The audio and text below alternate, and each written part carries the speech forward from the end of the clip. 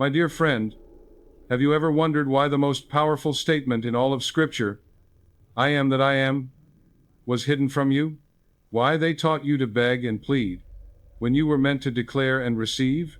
Today, I'm going to share what the mystics knew, what the ancients practiced, and what transforms ordinary people into masters of their destiny. You know, for over 40 years, I've watched people struggle with the most basic questions of life. They come to me asking why their prayers seem to go unanswered, why they feel so separated from their good, why some people seem to have everything while they have so little. And every single time, I tell them the same thing.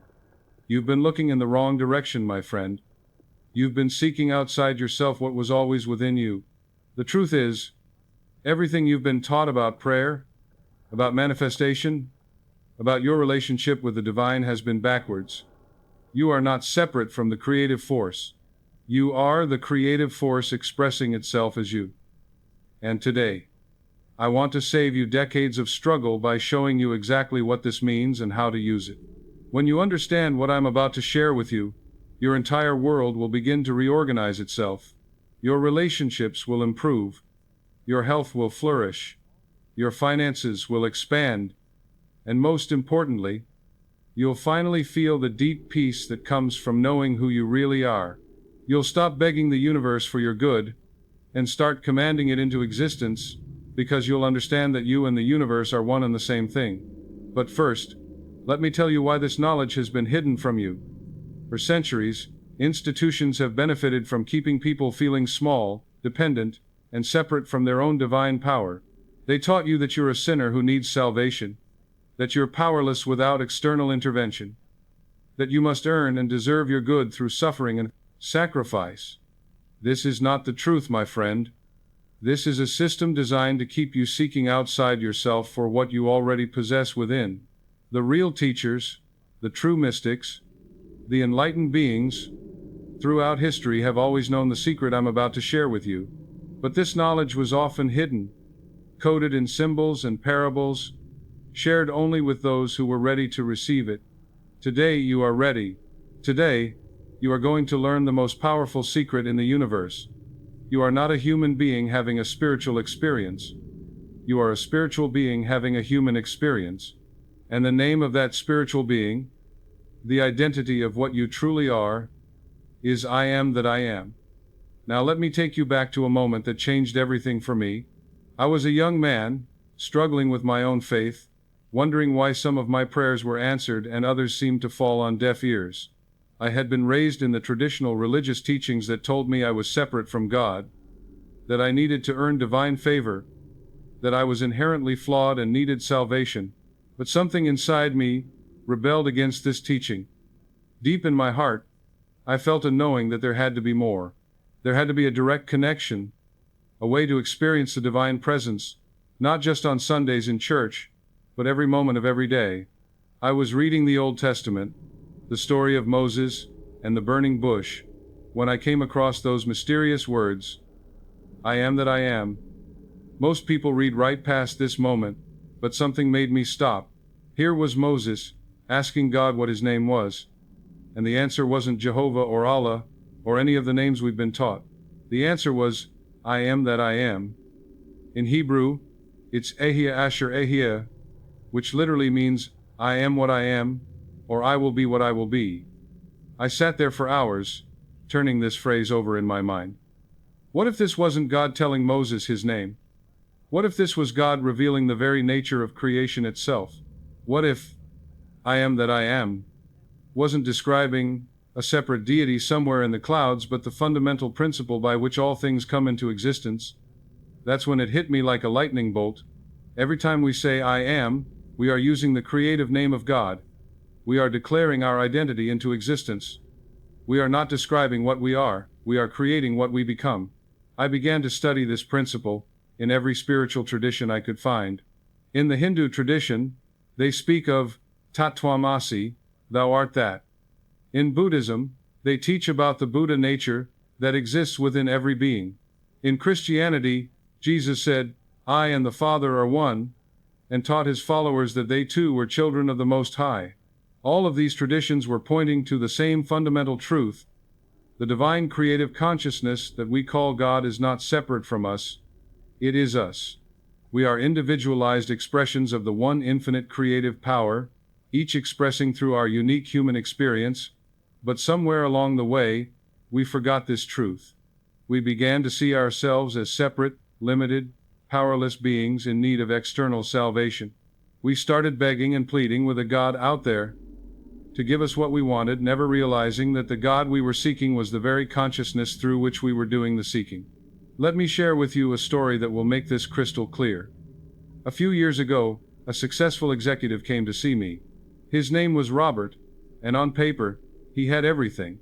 The corner office on the 40th floor, the six-figure salary, the expensive car, the beautiful home in the suburbs. But inside, he felt empty, anxious, completely disconnected from any sense of purpose or joy. "Dr. Murphy," he said, slumping into the chair across from my desk, "I've achieved everything I thought I wanted, but I feel like I'm dying inside. I wake up every morning with this crushing weight on my chest. I go through the motions of my day, but nothing feels real. Nothing feels meaningful. What's wrong with me?"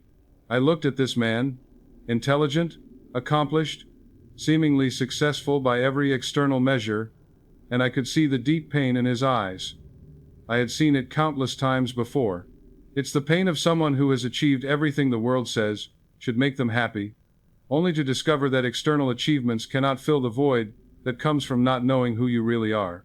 "Robert," I said gently, "tell me, how do you complete the sentence 'I am' throughout your day?" He looked confused, so I explained. "When you wake up in the morning, when you're stuck in traffic, when you're in meetings, when you're lying in bed at night, how do you finish the sentence 'I am'?" As he thought about it, his face grew pale. "I am stressed," he whispered. "I am overwhelmed. I am not good enough. I am failing at everything that really matters. I am alone, even when I'm surrounded by people. I am just going through the motions. I am empty inside." Tears began to form in his eyes as he continued. "Oh my God, I've been creating my own misery, haven't I?" "Exactly, my friend," I said with deep compassion. "Your subconscious mind doesn't care whether what you declare after 'I am' is good for you or bad for you. It simply accepts whatever you consistently claim as true and sets about making it your reality." You see, Robert had unknowingly been using the most powerful creative force in the universe, his I am consciousness, to create experiences that matched his inner declarations. Every morning when he said, "I am stressed," he was commanding his subconscious mind to find evidence for stress in his day. When he declared, "I am not good enough," he was programming his mental and emotional systems to filter his experiences through the lens of inadequacy. His outer success could not overcome his inner declarations. In fact, the more externally successful he became, the more his inner voice seemed to shout that he was a fraud, that he didn't deserve it, that he was failing at what really mattered. His "I am" statements were like a radio frequency, and his life was tuning in perfectly to that frequency. I taught him what I'm about to teach you. I explained that every "I am" statement is not a description of current reality, it's a command to create future reality. When you say "I am tired," you're not just observing your current energy level, you're instructing your subconscious mind, your nervous system, your cellular structure, and your energy field to embody tiredness. When you say "I am broke," you're not just acknowledging your bank balance. You're activating the poverty consciousness that will influence every financial decision you make, every opportunity you notice or ignore, every action you take or fail to take regarding money. When you say "I am lonely," you're not just expressing how you feel in the moment. You're creating an energetic vibration that repels connection and attracts isolation. But here's the beautiful part. This same principle works in reverse. When you consciously choose to declare, "I am peaceful," you activate the peace that is your true nature. When you affirm, "I am abundant," you align with the infinite supply that is always available to you. When you proclaim, "I am loved," you open yourself to receive and express the love that is the very essence of who you are. I worked with Robert for several months, teaching him to become aware of his automatic "I am" declarations and to consciously choose new ones. Instead of waking up and immediately thinking, I am dreading this day, he learned to declare, I am excited about the possibilities this day holds. Instead of saying, I am overwhelmed by my responsibilities, he began to affirm, I am capable of handling everything on my plate with grace and ease. The transformation was remarkable. Within 60 days, this man's entire life had shifted. Not because his external circumstances changed first, but because he changed what he was declaring himself to be. His wife noticed that he smiled more, that he was present with her instead of distracted and distant. His children wanted to spend more time with him because he had become fun to be around again. At work, his stress levels dropped dramatically, and paradoxically, his performance improved. He began to enjoy his career again, to see meaning in his contributions. New opportunities started presenting themselves. His relationships with colleagues and clients became more harmonious and productive. His health improved. He lost the weight he had been carrying for years without even trying, because he was no longer stress eating or using food to fill the emptiness inside. He started sleeping better, waking up refreshed instead of exhausted. But the most significant change was in his sense of self.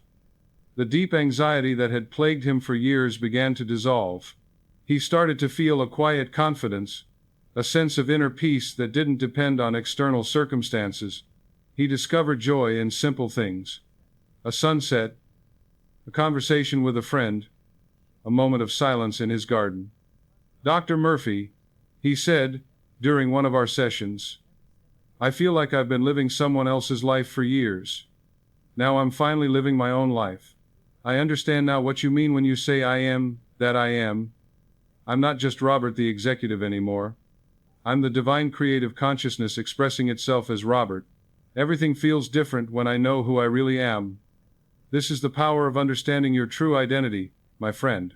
When you realize that you are not a separate, limited being trying to get God's attention, but rather that you are the creative consciousness that we call God expressing itself through your unique human experience, everything changes. Now, let me share another story that illustrates this principle in a different way. About 5 years ago, a woman named Sarah came to see me who had been suffering from chronic illness for over 10 years. She had rheumatoid arthritis, fibromyalgia, chronic fatigue syndrome, and several other conditions that the doctors said were incurable. She had tried everything: conventional medicine, alternative treatments, special diets, supplements, healing retreats, countless prayers for healing. Nothing worked. In fact, she seemed to be getting worse with each passing year. Dr. Murphy, she said, her voice barely above a whisper, I've prayed every day for God to heal me, but I just keep getting sicker. I've been to healing services, I've had people lay hands on me, I've begged and pleaded and bargained with God. Doesn't God hear my prayers? Doesn't God want me to be well? I could see the deep despair in her eyes, the resignation that comes from years of suffering with no relief in sight. I also noticed something else. The way she spoke about herself, the identity she had unconsciously adopted. Sarah, I said gently, I want you to listen to how you've been introducing yourself to me. You've told me that you have rheumatoid arthritis, that you are chronically ill, that you suffer from these conditions. But tell me, how do you complete the sentence, I am, when you think about your health? She looked at me strangely for a moment, then began to speak. I am sick, she said automatically. I am in constant pain. I am tired all the time. I am limited by my conditions. I am a burden to my family. I am never going to get better. I am broken. As she spoke these words, I watched her energy shift. Her shoulders slumped further, her breathing became more shallow, her entire body seemed to contract with each negative declaration. Sarah, I said with infinite compassion, you've been praying to God to heal you while simultaneously declaring yourself to be sick. Your I am statements are more powerful than your prayers, because they are your prayers. You've been commanding your subconscious mind to maintain your illness. This was a revelation to her. She had never realized that her self-talk, her inner identity, her constant declarations of sickness were actually working against her healing. She thought she was just being realistic, just acknowledging her current condition. She didn't understand that every time she said, "I am sick," she was reinforcing the very pattern she wanted to change. "But Dr. Murphy," she protested, "I don't feel healthy. Isn't this just lying to myself? How can I say I'm healthy when I'm obviously not?" This is one of the most common objections I encounter, so let me address it clearly. When you begin to change your I am declarations, you're not lying to yourself, you're choosing your direction. You're not denying your current experience. You're deciding your future experience.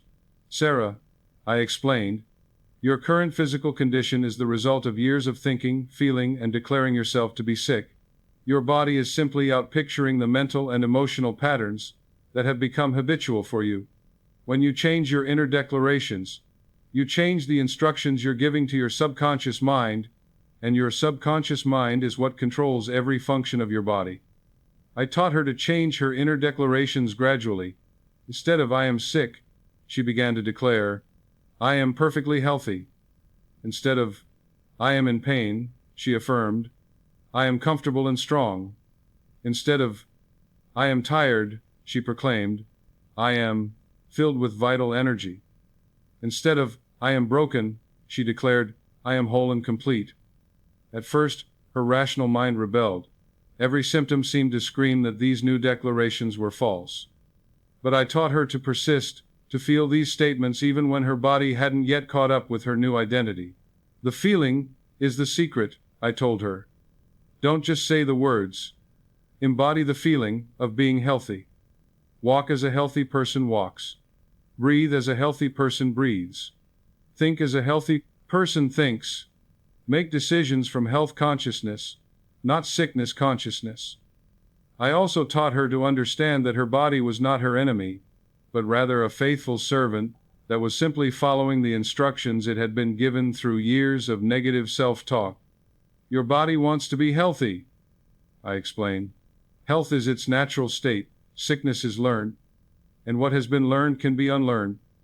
The transformation didn't happen overnight, but it was steady and remarkable. Within the first month, Sarah noticed that she had more energy. Her sleep began to improve. The constant mental fog that had plagued her for years started to lift. By the third month, her pain levels had decreased significantly. She was able to do things she hadn't done in years. Take walks, spend time in her garden, play with her grandchildren. Her doctors were amazed at the improvement in her blood work and the reduction in inflammation markers. Within 6 months, Sarah was completely symptom-free. All of her conditions had gone into what the doctors called spontaneous remission. But I knew it wasn't spontaneous at all. It was the natural result of aligning her inner declarations with her desired reality. "Dr. Murphy," she said during our last session together, tears of joy streaming down her face, "I understand now what you mean by I am that I am. I'm not Sarah who has arthritis. I'm not Sarah who suffers from chronic illness. I am divine health expressing perfectly through the form called Sarah. I am the healing power of God made manifest. This is who I've always been. I just forgot for a while." This is the miracle of recognizing your true identity, my friend. When you understand that you are not the victim of circumstances, genetics, or bad luck, but rather the creator of your experience through the power of your consciousness, everything becomes possible. Now, you might be wondering, "Dr. Murphy, that sounds wonderful, but how exactly does this work? What's the science behind this seeming miracle?" Let me explain the deeper principles at work here. Your subconscious mind is not just a psychological concept. It's the creative medium through which your conscious declarations become your lived reality.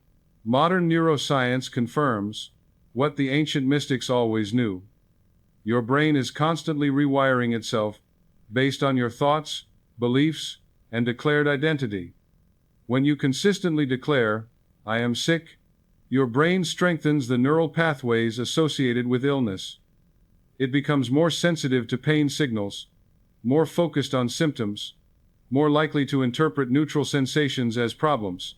Your immune system actually becomes suppressed by stress hormones that are released when you identify yourself with sickness. But when you declare, "I am healthy," the opposite happens. Your brain begins to strengthen neural pathways associated with well-being. Your immune system becomes more robust. Your body's natural healing mechanisms are activated. You begin to notice and focus on evidence of health rather than evidence of sickness. This isn't just positive thinking, my friend. This is the fundamental law of consciousness itself. Your identity, what you declare yourself to be, literally rewrites your biology. Your I am declarations are not wishes or hopes or affirmations. They are commands to every system in your body. The same principle applies to every area of your life. When you say I am poor, you activate the neurology of scarcity. Your brain becomes hyper-focused on what you lack, what you can't afford, what's going wrong. Financially, you unconsciously make decisions from a poverty mentality, overlook opportunities, and attract situations that confirm your declaration of lack. When you declare I am wealthy, you activate the neurology of abundance. Your brain begins to notice opportunities, resources, and possibilities that were always there but filtered out by your previous identity. You make decisions from abundance consciousness, take actions aligned with prosperity, and attract circumstances that match your new declaration. This is not magic, though it may seem magical. This is the natural operation of consciousness itself. You are not a powerless victim of random events. You are the creative center of your universe, and your I am declarations are the primary means by which you shape your experience. But here's where most people get confused, and this is crucial for you to understand. They think they need to earn or deserve their good. They think they need to be worthy of blessings. They think they need to convince God to give them what they want. This is all backwards thinking that comes from the fundamental misunderstanding of who and what you are. You see, the statement, I am that I am, reveals that you are not separate from the divine creative power. You are the divine creative power, individualized and expressing through your unique experience of life. You don't need to ask for your good. You need to claim it. You don't need to hope for transformation. You need to declare it. When the ancient text says, I am, that I am, it's revealing the timeless truth that existence itself is an act of self-declaration. God doesn't become God by earning it or deserving it. God simply is, by the power of divine self-recognition. And you, being made in the image and likeness of this creative consciousness, operate by the same principle. This is why Jesus said, before Abraham was, I am. He wasn't claiming to be physically older than Abraham. He was revealing his understanding of his true identity as eternal, I am consciousness, beyond time and space, beyond birth and death, beyond limitation and lack. This is why he also said, greater works than these shall you do. He was telling you that the same consciousness that performed miracles through him is the consciousness that you are. The same creative power that healed the sick, multiplied the loaves and fishes, and raised the dead is the power of your own I am consciousness when you truly understand and embody it. And this same I am consciousness is what you are right now, in this very moment. You are the same creative power that spoke the universe into existence, expressing itself as your individual experience of life. You are not a small, separate, powerless being hoping to get God's attention. You are God's attention focused through the lens of your unique human experience. Now, let me share with you one more story that brings all of this together in a beautiful way. Several years ago, a young mother named Maria came to see me. She was overwhelmed, exhausted from trying to balance work, family, and her own dreams. She felt like she was failing at everything and had lost all sense of who she was beyond her roles and responsibilities. Dr. Murphy, she said, tears flowing freely, I don't know who I am anymore. I used to have dreams, ambitions, a sense of purpose. I was going to change the world, make a difference, create something beautiful with my life. Now I just feel like I'm barely surviving each day. She continued, I keep saying I am overwhelmed, I am not enough, I am letting everyone down, I am losing myself. I am just a shell of who I used to be. I love my children, I love my husband, but I feel like I've disappeared in the process of caring for everyone else. How do I find myself again? I looked at this beautiful woman with deep compassion. I could see the exhaustion in her posture, the defeat in her eyes, but I could also see something else, the divine spark that was still there, just covered over by years of self-neglect and negative self-talk. Maria, I said gently, you haven't lost yourself.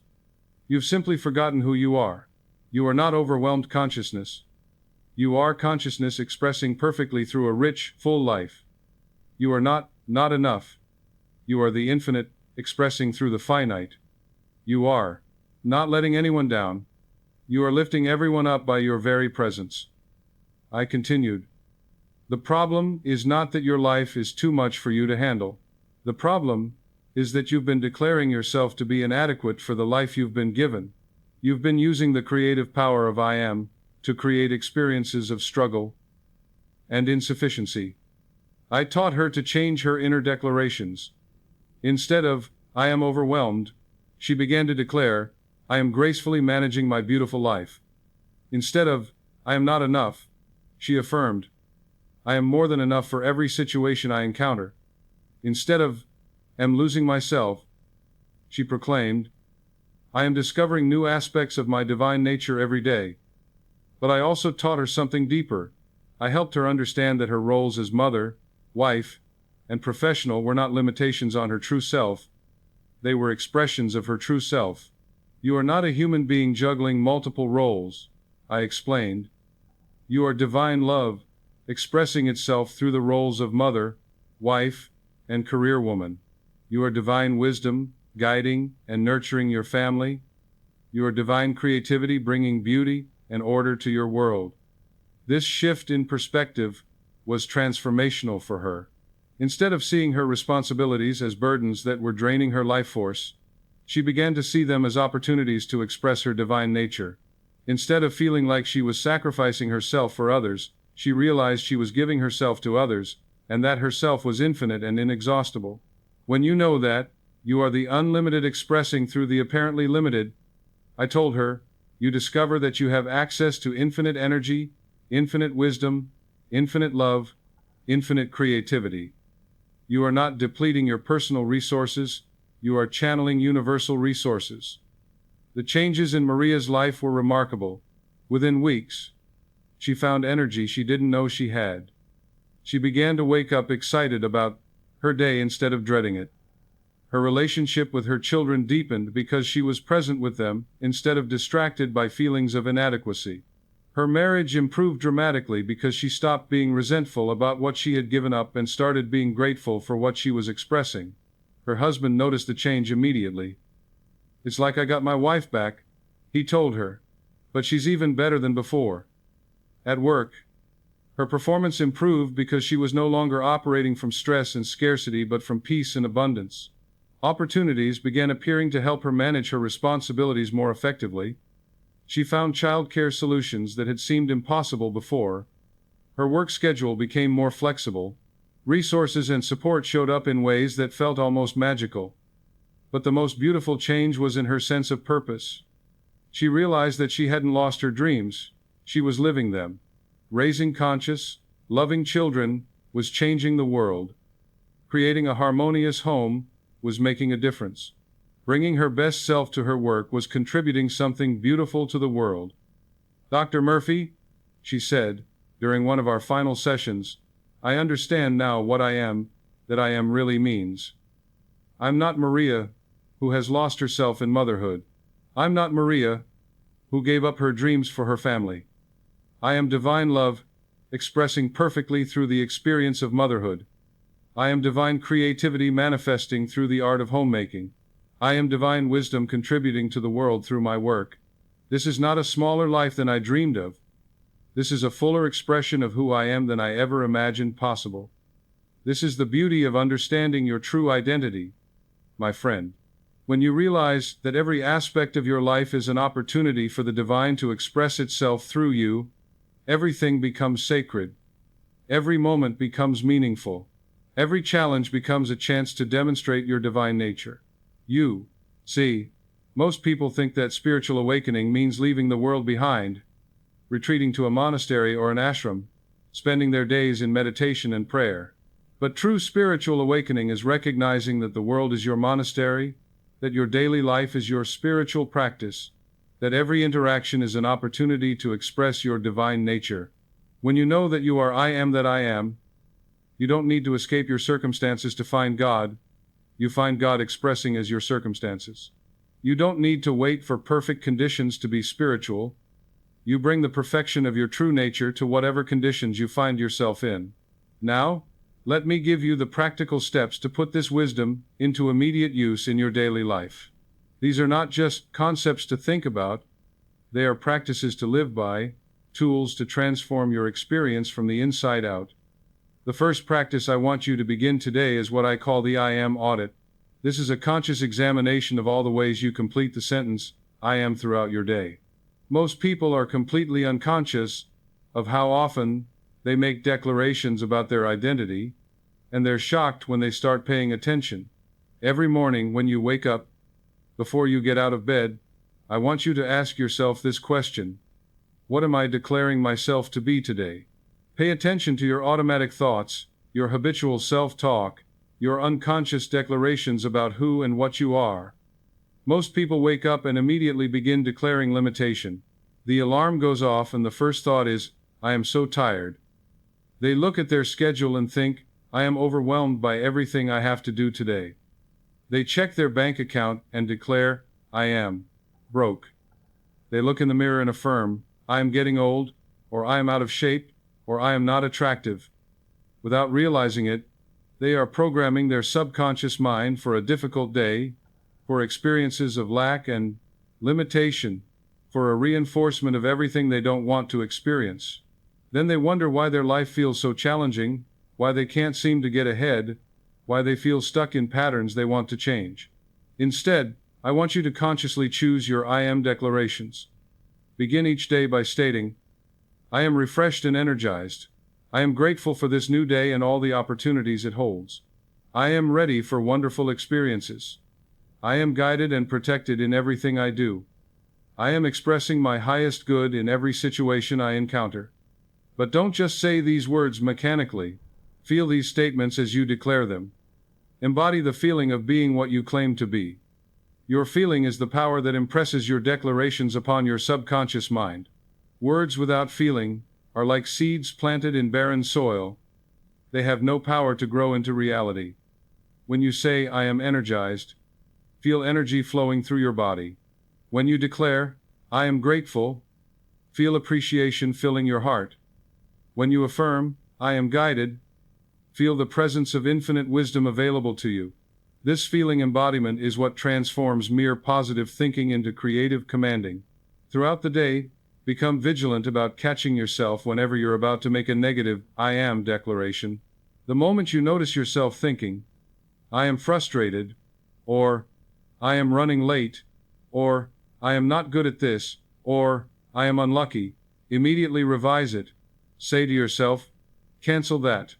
I choose a new declaration. Then consciously state, I am peaceful and centered. I am always in the right place at the right time. I am capable and confident. I am blessed and favored in all my ways. This isn't about denying your current experience or pretending everything is perfect when it's not. It's about choosing your future experience by changing the identity from which you operate. Every I am statement is a seed you're planting in the garden of your subconscious mind. What kind of harvest do you want to reap? Remember, your subconscious mind doesn't care about what's currently true. It only cares about what you consistently declare to be true. When you declare, I am peaceful, your subconscious begins to reorganize your internal state, your external circumstances, and your perception of events to match this declaration. In the evening, before you go to sleep, review your day and give thanks for all the ways you successfully embodied your chosen identity. This gratitude reinforces the neural pathways that support your new self-concept and programs your subconscious mind to continue creating experiences that match your declarations while you sleep. Also, use this evening time to forgive yourself for any moments when you fell back into old patterns of negative self-declaration. Remember, you're rewiring years, or even decades of unconscious programming. Be patient with yourself as you learn this new way of being. The second practice I want to give you is what I call the Sacred Seven. These are 7 powerful I am declarations that, when felt deeply and consistently, will transform every area of your life.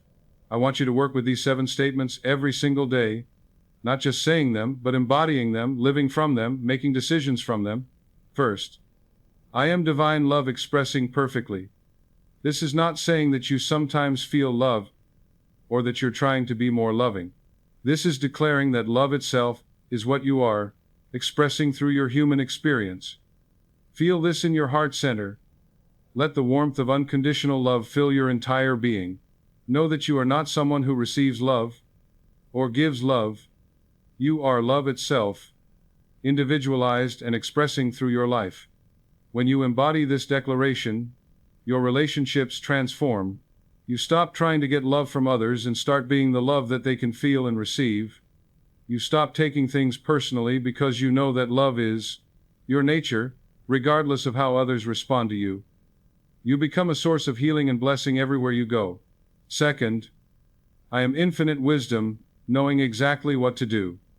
This is declaring that the same intelligence that grows your hair, beats your heart, and coordinates the dance of galaxies in space, is the intelligence that you are. Feel this in your mind center, behind your forehead. Release all anxiety about decisions and choices. Trust that the perfect action, the right words, the ideal response is always available to you. When you live from this declaration, you stop second-guessing yourself. You trust your intuition. You make decisions with confidence because you know that infinite wisdom is not something you access, it's something you are. You become a source of guidance and clarity for others because wisdom flows through you naturally. Third, I am perfect health radiating vitality. This is not hoping for health or working toward health. This is declaring that health is your true nature, that vitality is what you are. Feel this in your entire body. See every cell vibrating with life and energy. Know that your body is constantly renewing itself in perfect order, that healing is happening in you every moment. When you embody this truth, your entire relationship with your body changes. You stop fearing illness and start expecting wellness. You make choices that support your health naturally, without struggle or force. Your energy increases, your immunity strengthens, and your body becomes a faithful expression of the health consciousness you maintain. Fourth, I am abundant prosperity flowing freely. This is recognizing that you are not separate from the source of all supply. You are the source of all supply, expressing through your consciousness and your choices. Feel this in your entire energy field. Know that abundance is not something you need to attract or create, it's something you need to allow and express. When you live from this declaration, scarcity thinking dissolves. You become generous naturally, because you know that giving is just another form of receiving. Opportunities begin to appear everywhere because you're no longer filtering them out through poverty consciousness. Money and resources flow to you and through you with ease. Fifth, I am creative power, expressing beautifully. This is understanding that you are not someone who has creativity. You are creativity itself, individualized and expressing through your unique talents and interests. Feel this in your imagination, in your capacity to envision and create. Know that every desire in your heart is the divine creative impulse, seeking expression through you. When you embody this truth, you stop waiting for inspiration, and start being inspiration. You trust your creative impulses. You express yourself authentically without fear of judgment. You become a channel for beauty, innovation, and positive change in the world. Sixth, I am peaceful joy, experiencing life fully. This is recognizing that peace and joy are not emotions you sometimes feel. They are the very essence of what you are when you're not identified with temporary circumstances. Feel this in your deepest being, in the core of who you are beneath all thoughts and experiences. When you live from this declaration, you stop seeking happiness in external things and start being the happiness that others can feel. You remain centered and calm regardless of what's happening around you. You become a source of peace in a chaotic world because peace is radiating from your very being. Seventh, I am that I am, expressing perfection now. This is the master declaration that encompasses all others. This is the recognition of your fundamental identity as the creative consciousness that we call God, expressing perfectly through your human experience. Feel yourself as pure being, unlimited consciousness, divine identity, temporarily focused through the lens of personality. When you truly embody this declaration, you stop trying to become something better and start recognizing the perfection that you already are. You stop seeking outside yourself for validation, fulfillment, or completion because you know that you are already whole. You become a living demonstration of divine possibility. Practice these 7 declarations daily, but remember, the key is not in the repetition of words but in the embodiment of feeling. You want to live from these declarations, not just say them. You want to make decisions from these identities, respond to challenges from these truths, and interact with others from these states of consciousness. The third practice is what I call living from the end. This means assuming the feeling of your wish fulfilled before you see any evidence of it in your outer world. This is perhaps the most powerful technique I can teach you, because it aligns you with the fundamental nature of how creation actually works. Most people try to create change by working on their external circumstances. They think they need to find the right job, meet the right person, make the right investment, or take the right action to create the life they want. But this is backwards. External circumstances are always the effect, never the cause. The cause is always consciousness, always your inner state, always what you declare yourself to be. When you live from the end, you begin with consciousness. You begin by assuming the identity of the person who already has what you desire. You feel yourself into that reality before there's any external evidence for it. If you desire greater health, don't wait until your body shows improvement to feel healthy. Feel healthy now, today, this moment. Walk as a healthy person walks. Breathe as a healthy person breathes. Eat as a healthy person eats. Think as a healthy person thinks. Make decisions from health consciousness, not sickness consciousness. Declare, I am perfectly healthy, and embody that identity, right now, regardless of what your current symptoms might be telling you. I know this can feel challenging at first. Your rational mind will protest that you're lying to yourself, that you're denying reality. But here's what I want you to understand. Your current physical condition is not reality, it's the outpicturing of your past mental and emotional patterns.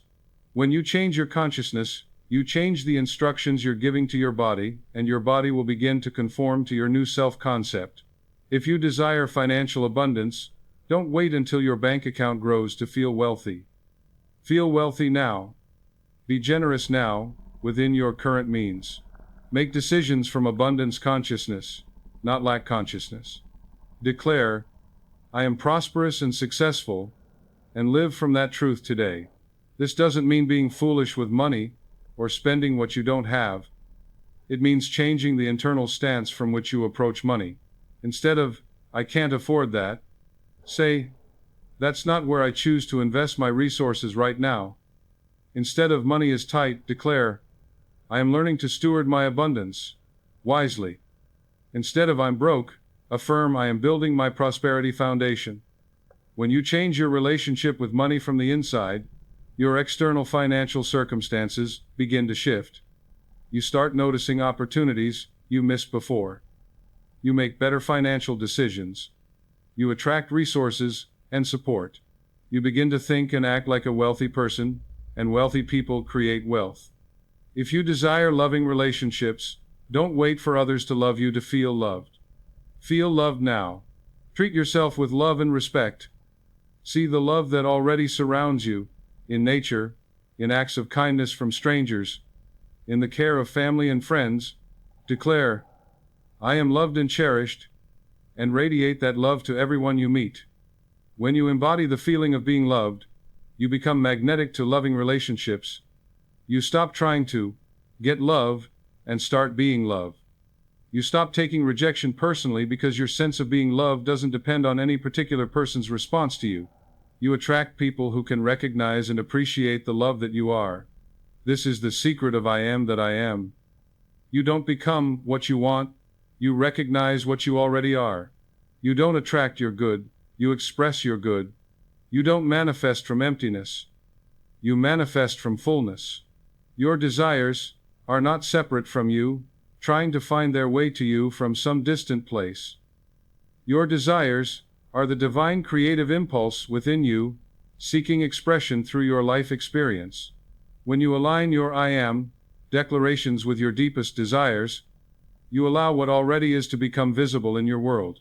Let me share with you another profound story that illustrates this principle beautifully. A man named David came to see me several years ago. He was in his 40s, divorced, struggling financially, and deeply depressed. He felt like his life had fallen apart and he didn't know how to put it back together. "Dr. Murphy," he said, "I used to be successful. I had a thriving business, a beautiful marriage, a house I was proud of. But over the past few years, everything has crumbled. My business failed, my wife left me, I lost the house. Now I'm living in a tiny apartment, working a job I hate just to pay the bills. I keep saying I am a failure, I am unlucky, I am cursed, I am never going to recover from this. I feel like I'm in a hole, it just keeps getting deeper." I could see the pain in his eyes, but I could also see something else. A man who had forgotten his true identity and power. "David," I said, "your external circumstances are simply reflecting your inner declarations. You've been using the creative power of I am to reinforce everything you don't want to experience." I taught him to understand that his business failure, his divorce, and his financial struggles were not evidence of his unworthiness or bad luck. They were the natural outworking of years of stress, fear-based thinking, and unconscious negative declarations about himself and his life. "Every morning when you wake up declaring I am a failure," I explained, "you're programming your subconscious mind to find evidence for failure in your day. When you say I am unlucky, you're activating the mental and emotional patterns that create unlucky experiences. When you affirm I am never going to recover, you're blocking the very recovery you desire." I worked with David to completely restructure his self-concept. Instead of I am a failure, he began to declare, "I am learning and growing stronger from every experience." Instead of I am unlucky, he affirmed, "I am blessed and guided in all my ways." Instead of I am never going to recover, he proclaimed, "I am rising to a new level of success and happiness." But I also taught him something deeper about the nature of external circumstances. "David," I said, "you think you lost your business, your marriage, and your house. But from a higher perspective, these things were removed from your life because they were no longer in alignment with who you are becoming. Sometimes what looks like loss is actually liberation." This was a profound shift in perspective for him. Instead of seeing himself as a victim of circumstances, he began to see himself as a spiritual being, having a human experience. And sometimes that experience includes periods of apparent loss that are actually periods of transformation and redirection. "What if," I suggested, "your business needed to fail so that you could discover a new passion, a new way of serving, a new level of creativity? What if your marriage needed to end so that you could heal old patterns and become available for a relationship that truly reflects your worth? What if losing your house was clearing the way for a home that better expresses who you're becoming?" As David began to embody these new declarations and perspectives, remarkable changes began to occur. First, his energy shifted. He started waking up with hope instead of dread. He began to see possibilities where before he had seen only problems. Within a few months, he met someone who offered him a business partnership in a field he had always been interested in but never pursued. The new venture aligned perfectly with his talents and passions, in a way his previous business never had. Around the same time, he met a woman who appreciated him for who he truly was, not for what he could provide or achieve. Their relationship was built on mutual respect, shared values, and genuine compatibility, everything his previous marriage had lacked. His financial situation improved steadily as his new business grew. But more importantly, his relationship with money changed. He stopped seeing money as security and started seeing it as a tool for service and expression. He became generous with his resources, which only seemed to increase the flow of abundance in his life. "Dr. Murphy," he said during one of our final sessions, "I realize now that I never really lost anything. I was just shedding old versions of myself that no longer served my growth. Everything that seemed like failure was actually preparation for a life that's more authentic, more fulfilling, and more aligned with who I really am. He continued, I understand now what I am that I am means in practical terms. I'm not David who failed and lost everything. I'm divine consciousness expressing as David. And divine consciousness is constantly creating new and better experiences. Every ending is actually a beginning. Every loss is actually a redirection towards something better. This is the power of understanding your true identity in the midst of apparent challenges, my friend. When you know that you are the creative consciousness that we call God, expressing through your human experience, you can never really lose anything, because you can never lose yourself. You are the source of your good, not the recipient of your good. Now, let me give you some additional practices that will deepen your understanding and embodiment of this truth. These are advanced techniques that will accelerate your transformation and help you maintain your new identity, even when circumstances seem to challenge it. The fourth practice I want to teach you is what I call conscious creation through assumption. This involves deliberately assuming the feeling of your desired identity until it becomes natural and automatic.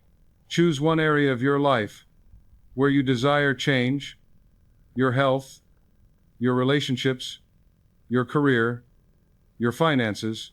Instead of focusing on what you want to change, focus on who you need to be to naturally experience what you desire. If you want better health, don't just declare, I am healthy. Go deeper. Assume the complete identity of a person who radiates vitality. How does such a person wake up in the morning? What thoughts do they think? How do they treat their body? What foods do they choose? How do they move through their day? What is their relationship with stress and challenges? Spend time each day imagining yourself as this person. See through their eyes, feel through their body, think through their mind. Make this identity so real to you that it begins to feel more natural than your old identity. Then, throughout your day, make choices from this new identity. When faced with food choices, ask yourself, what would a vibrantly healthy person choose?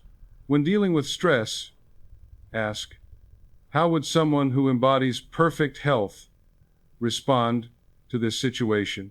When planning your evening, wonder, what would a person of radiant vitality do with this time? This is not pretending or acting. This is recognizing and embodying the truth of who you are at your deepest level. Health is your natural state. Vitality is your birthright. You are not trying to become someone else. You are remembering who you really are. The same principle applies to every area of life.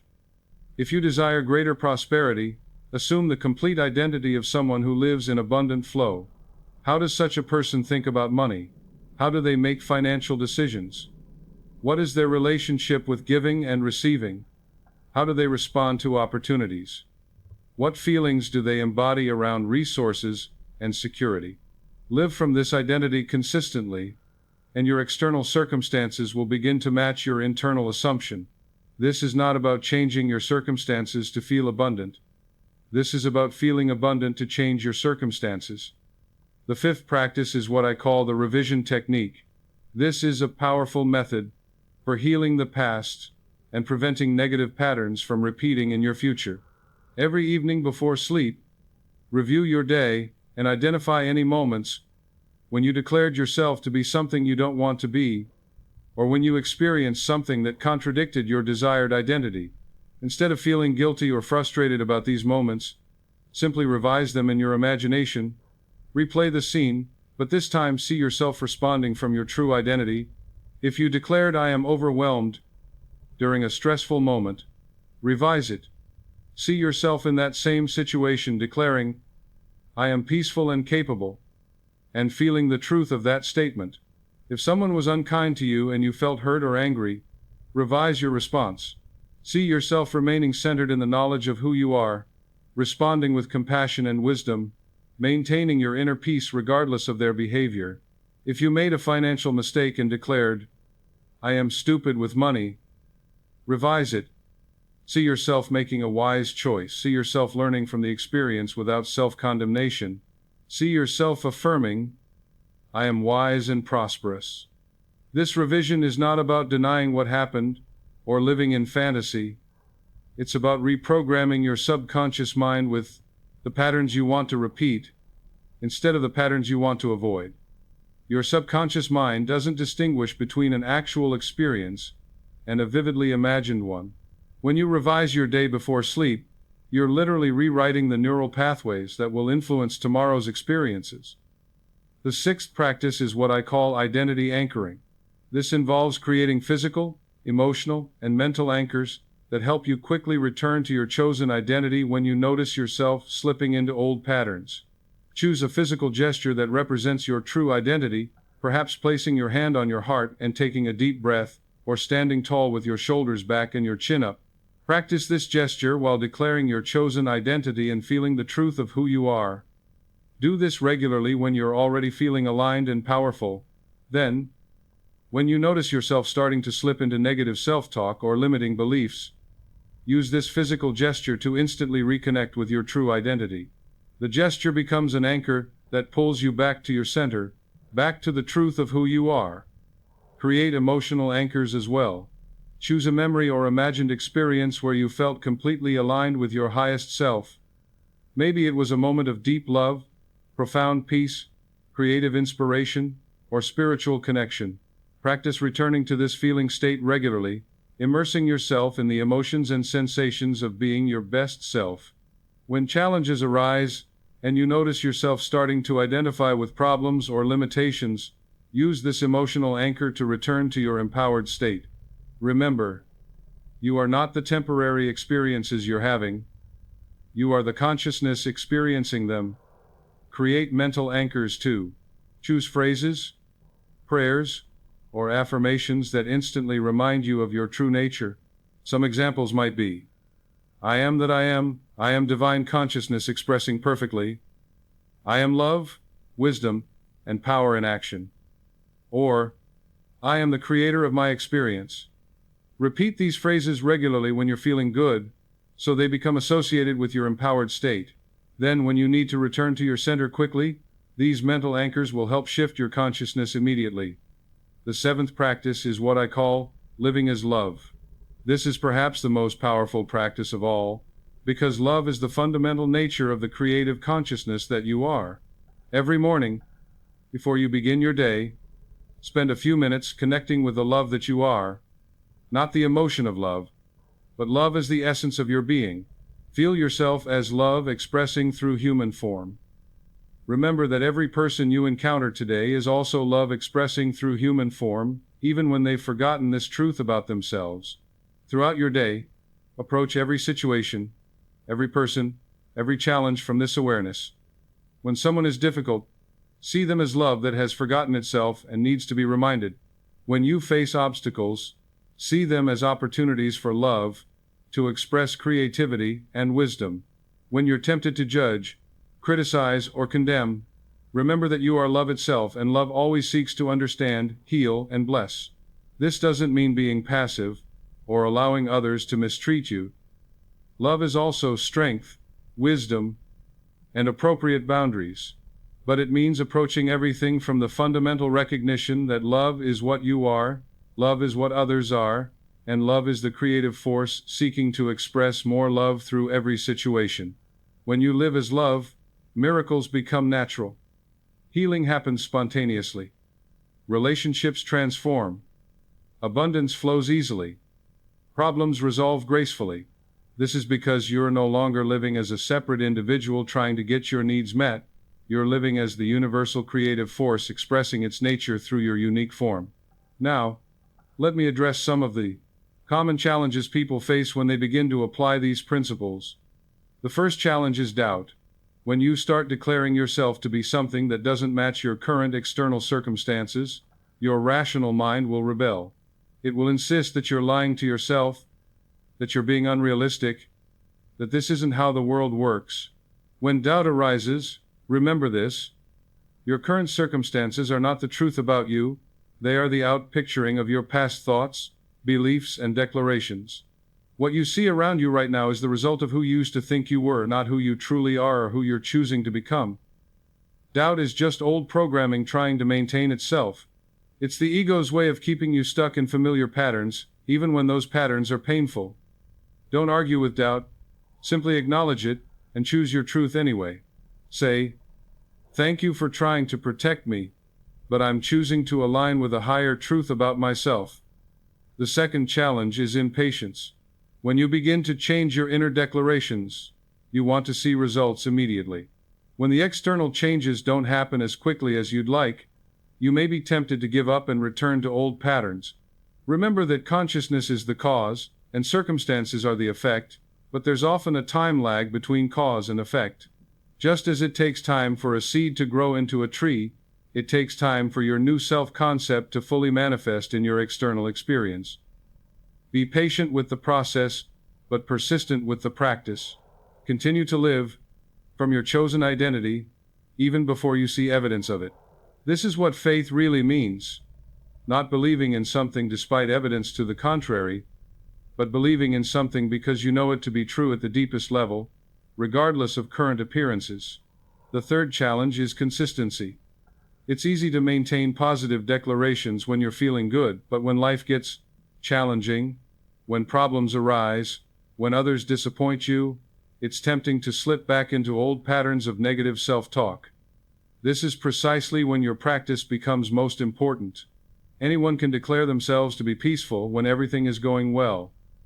The test of your understanding comes when circumstances seem chaotic, and you choose to remain centered in the truth of who you are. Develop the discipline to catch yourself quickly when you notice negative declarations starting to form. The sooner you catch them, the easier it is to revise them. Make it a game. See how quickly you can notice when you're about to declare something limiting about yourself, and choose a new declaration instead. The fourth challenge is the opinions of others. When you begin to embody a new identity, people around you may resist the change. They've become comfortable with the old version of you, and your transformation challenges their own limitations and fears. Some people may criticize your new positive attitude as unrealistic or fake. Others may try to remind you of your past failures or limitations. Some may even sabotage your efforts because your growth makes them uncomfortable about their own stagnation. Remember that other people's opinions about you are just their opinions. They have no power over your reality unless you give them that power. You are not responsible for making others comfortable with your growth. You are responsible for honoring the truth of who you are, regardless of how others respond. Surround yourself with people who support your highest good. If necessary, limit your time with those who consistently try to pull you back into old patterns. Your transformation is too important to sacrifice for the comfort of others. The fifth challenge is perfectionism. When you begin this work, you may expect yourself to master it immediately. When you catch yourself making negative declarations or slipping into old patterns, you may judge yourself harshly and think you're failing. Remember that this is a practice, not a perfection. You're rewiring neural pathways that have been developing for years or decades. Be patient and compassionate with yourself as you learn. Every time you catch yourself and make a new choice, you're strengthening the new pathways. Every time you choose love over fear, truth over limitation, you're making progress. Celebrate small victories. Notice when you handle a situation differently than you would have in the past. Acknowledge when you catch negative self-talk more quickly than before. Appreciate every moment when you successfully embody your chosen identity. This positive reinforcement will accelerate your transformation. Now, as we near the end of our time together, I want to leave you with some specific daily practices that will help you integrate everything I've shared with you. First, create a morning ritual that sets the tone for your entire day. Before you get out of bed, spend 5 minutes connecting with your true identity. Declare your chosen "I am" statements with feeling. Visualize yourself moving through your day from your empowered state. Set an intention to remember who you are, regardless of what circumstances you encounter. During your morning routine, showering, eating breakfast, getting dressed, continue to declare your identity. See these simple activities as opportunities to embody who you're choosing to be. How does a person of perfect health take care of their body? How does someone of abundant prosperity approach their day? How does a being of divine love interact with their family? Throughout your day, set reminders to check in with your identity. You might set alarms on your phone with messages like, "Who am I being right now?" or "I am that I am." Use these moments to quickly assess whether you're operating from your chosen identity or from old patterns, and make adjustments as needed. Create an evening ritual that consolidates your growth. Review your day with gratitude for every moment when you successfully embodied your true nature. Revise any moments when you slipped into old patterns. End your day by affirming your chosen identity and setting the intention to deepen this truth while you sleep. Keep a journal of your transformation. Write down your daily declarations. Record evidence of positive changes. Note insights and breakthroughs. This written record will become a powerful reminder of your progress when doubt tries to convince you that nothing is changing. Study inspiring materials that reinforce these principles. Read books, listen to talks, watch videos that remind you of your divine nature and your creative power. Surround yourself with input that supports your highest understanding of yourself. Find or create a community of like-minded people who are also committed to conscious living. Share your insights, support each other's growth, celebrate each other's victories. Having others who understand and support your journey makes the path much easier and more joyful. Practice random acts of kindness and service.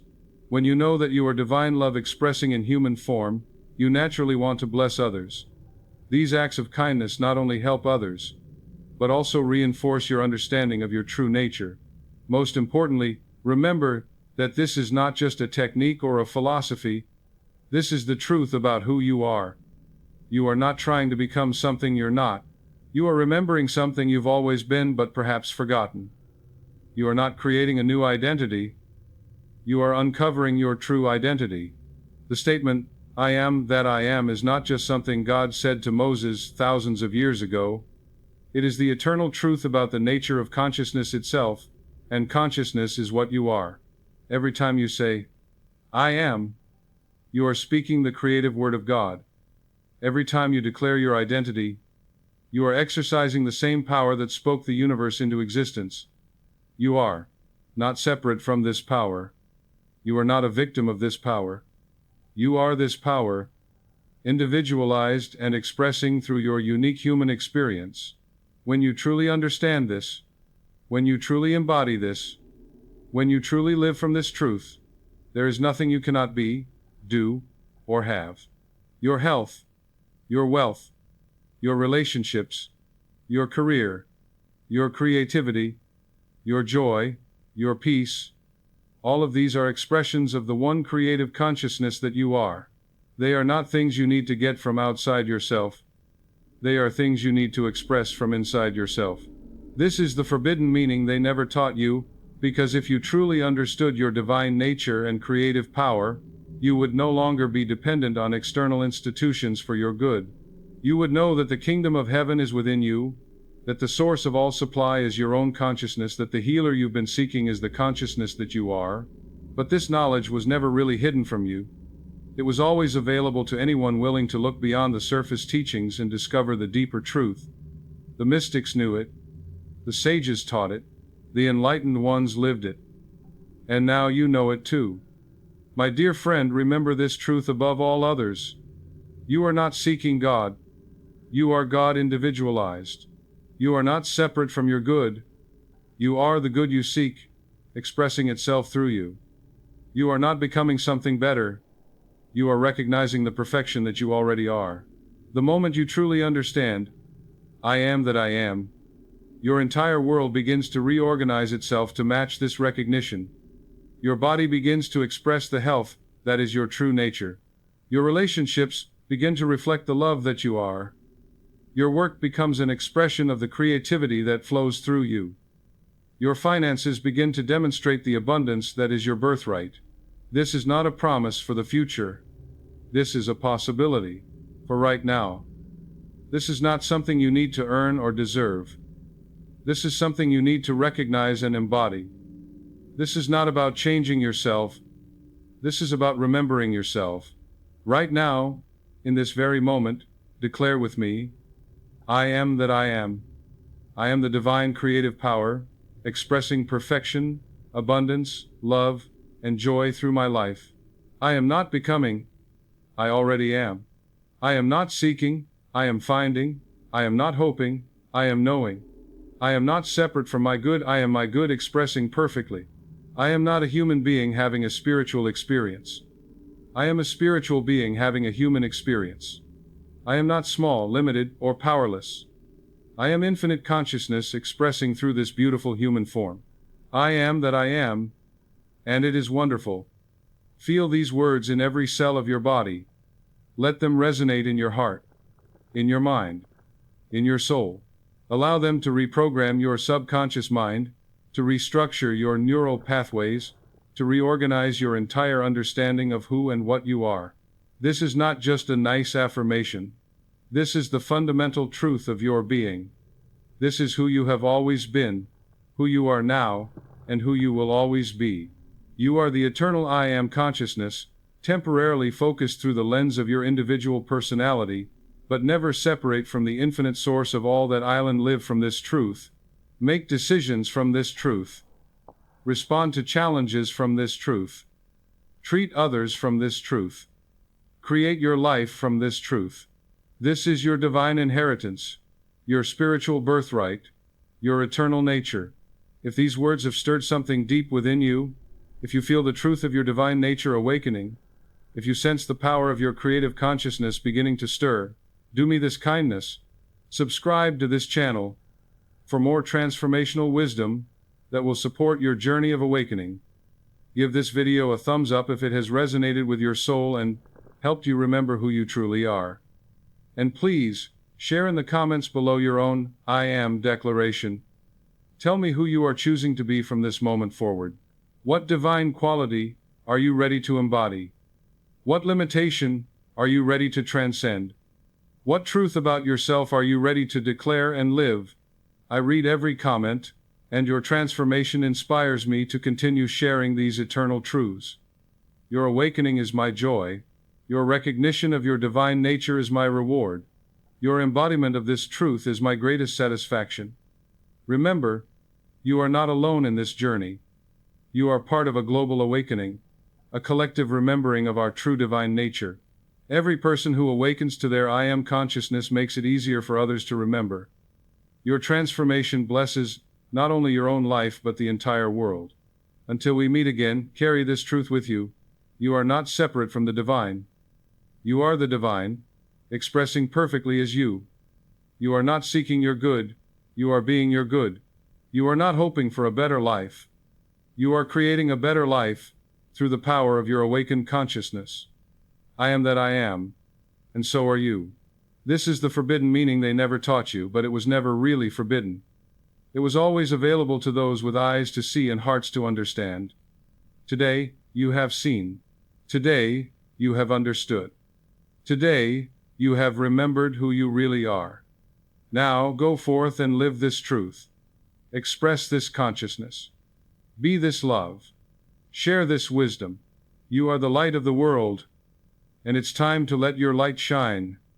You are that you are, and it is wonderful. But before I release you to begin this magnificent journey of conscious living, let me share with you some of the deeper mysteries that I have discovered in my decades of study and practice. These are the advanced secrets that will accelerate your transformation and help you understand the profound implications of truly embodying I Am that I am. The first mystery is what I call the law of mental equivalence. This law states that for every external condition in your life, there is a corresponding mental equivalent, a pattern of thought, feeling, and belief that maintains that condition. When you change the mental equivalent, the external condition must change to match it. Most people try to change their circumstances by working on the external level. They try to fix their relationships by changing their partner's behavior. They try to improve their finances by working harder or finding better opportunities. They try to heal their bodies by taking medications or treatments. While these external approaches may provide temporary relief, they rarely create lasting change because they don't address the mental equivalent that created the condition in the first place. When you understand that you are, I am that I am, pure creative consciousness, You realize that every condition in your life is simply consciousness expressing itself through form. Your health is consciousness expressing as your body. Your wealth is consciousness expressing as your financial experience. Your relationships are consciousness expressing as your interactions with others. To create lasting change, you must work at the level of consciousness itself. You must identify and transform the mental equivalent that is maintaining the unwanted condition. This is why changing your I am declarations is so powerful. You are literally reprogramming the mental equivalent that creates your experience. Let me illustrate this with a profound case that came to my attention. A woman named Elizabeth had been struggling with chronic depression for over 20 years. She had tried every treatment available: medications, therapy, alternative healing, spiritual practices. Some approaches would provide temporary relief, but the depression always returned. When Elizabeth came to see me, I helped her discover the mental equivalent that was maintaining her depression.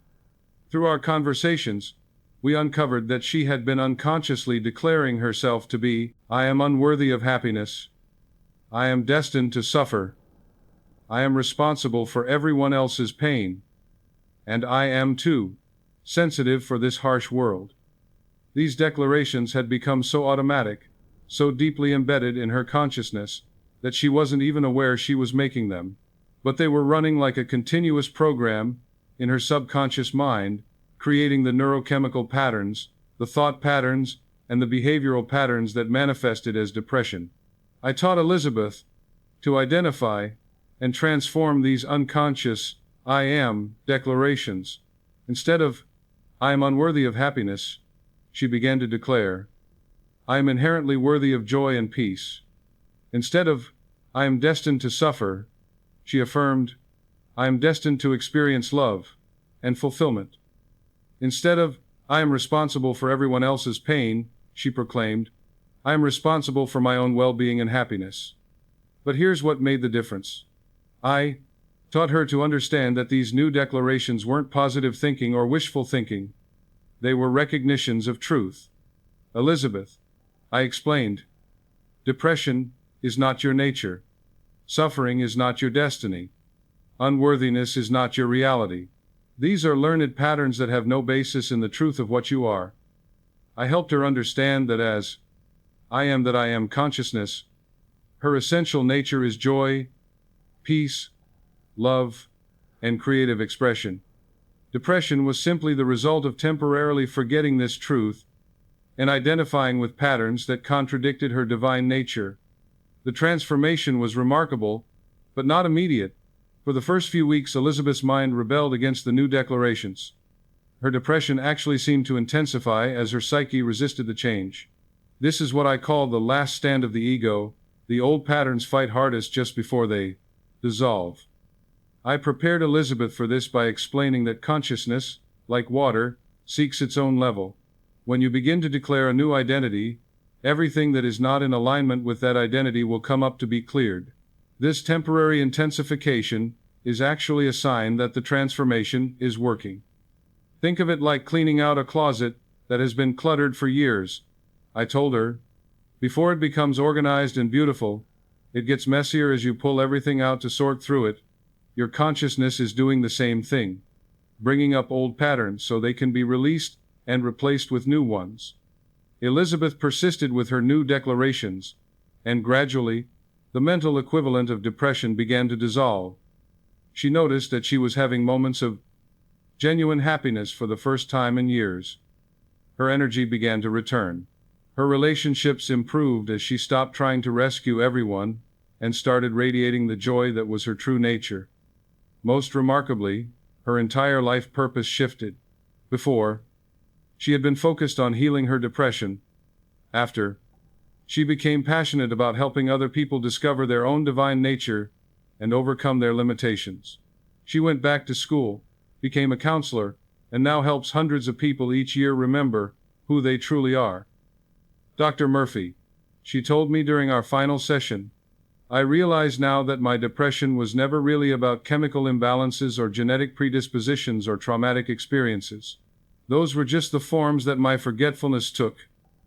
Depression was the experience of forgetting that I am divine consciousness, of believing that I was separate from love, joy, and peace. Once I remembered my true identity, depression became impossible because it contradicted who I really am.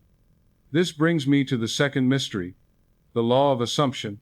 This law states that whatever you assume to be true about yourself will eventually become true in your experience, regardless of your current circumstances or past history. Most people think they need evidence before they can believe something. They wait for their health to improve before they assume they are healthy. They wait for their bank account to grow before they assume they are prosperous. They wait for the perfect relationship to appear before they assume they are loved. But when you understand that you are, I am that I am, consciousness, you realize that you don't need evidence to assume something. Your assumption creates the evidence. Assumption is not hoping, or wishing, or positive thinking. Assumption is the creative act by which consciousness manifests its desires into form. This is why Jesus said, "Therefore I tell you, whatever you ask for in prayer, believe that you have received it, and it will be yours." He wasn't talking about future receiving. He was talking about present assumption. When you assume you have already received what you desire, you align your consciousness with that reality, and your external world must conform to your assumption. Let me share with you one of the most extraordinary examples of this principle that I have ever witnessed. A man named Thomas came to see me who had been blind since birth. He was now in his 30s, and had been told by every doctor he consulted that his blindness was permanent and irreversible. "Dr. Murphy," he said, "I've accepted my blindness, and in many ways, I've built a good life around it. But something inside me keeps insisting that sight is possible for me. I've had dreams where I could see. I've had moments where I could swear I perceived light and color. Am I deluding myself? Or is there something to this inner knowing?" I was deeply moved by Thomas's question, because I could sense that his inner knowing was not delusion but recognition. "Thomas," I said, "tell me how you complete the sentence 'I am' when you think about your sight." "I am blind," he said immediately. "I am visually impaired. I am dependent on others for many things. I am limited by my condition. And yet," I continued, "you mentioned dreams, where you could see, and moments of perceiving light. In those experiences, how would you complete the sentence, 'I am'?" His face lit up as he considered this. "In those moments," he said slowly, I am able to see. I am connected to the visual world. I am complete and whole." I worked with Thomas to understand that these moments of inner sight were not fantasies but glimpses of his true nature. "Thomas," I explained, "consciousness itself is sight. Consciousness is the light by which all things are seen. You are not a blind person hoping to see. You are consciousness itself, temporarily experiencing blindness but never actually separated from the light of awareness." I taught him to assume the identity of someone who could see, not as wishful thinking but as recognition of truth. Every morning, I instructed, declare, "I am perfect sight." Feel yourself as consciousness that sees clearly. Throughout your day, assume that you are perceiving everything around you through the inner sight of consciousness. This was challenging for Thomas because his rational mind insisted that his assumption was contradicted by obvious evidence. But I helped him understand that physical sight is just one form of seeing, and that consciousness itself is the ultimate form of sight. "You already see in ways that sighted people cannot," I pointed out. "You see people's characters more clearly because you're not distracted by physical appearances. You see the essence of situations because you're not caught up in visual details. You see with the heart in ways that those who rely only on physical sight often miss." I taught Thomas to expand his understanding of sight to include all the ways consciousness perceives and knows. I helped him realize that assuming perfect sight didn't mean assuming physical vision. It meant assuming the perfect sight of consciousness itself, which might manifest as physical vision, or might manifest as other forms of extraordinary perception. The results were remarkable. Within weeks, Thomas began to experience unprecedented levels of spatial awareness. He could sense objects and navigate spaces with an accuracy that amazed everyone around him. He began to perceive colors, as distinct energetic sensations. He developed what he called feeling sight, the ability to sense the visual appearance of people and places through intuitive knowing. But the most extraordinary development came after about 6 months of consistent practice. Thomas began to experience what he described as consciousness sight, moments where he could perceive his environment not through physical eyes but through pure awareness. He could describe rooms, people, and scenes with perfect accuracy even though his physical eyes remained unchanged. Dr. Murphy, he told me, I understand now that I was never really blind.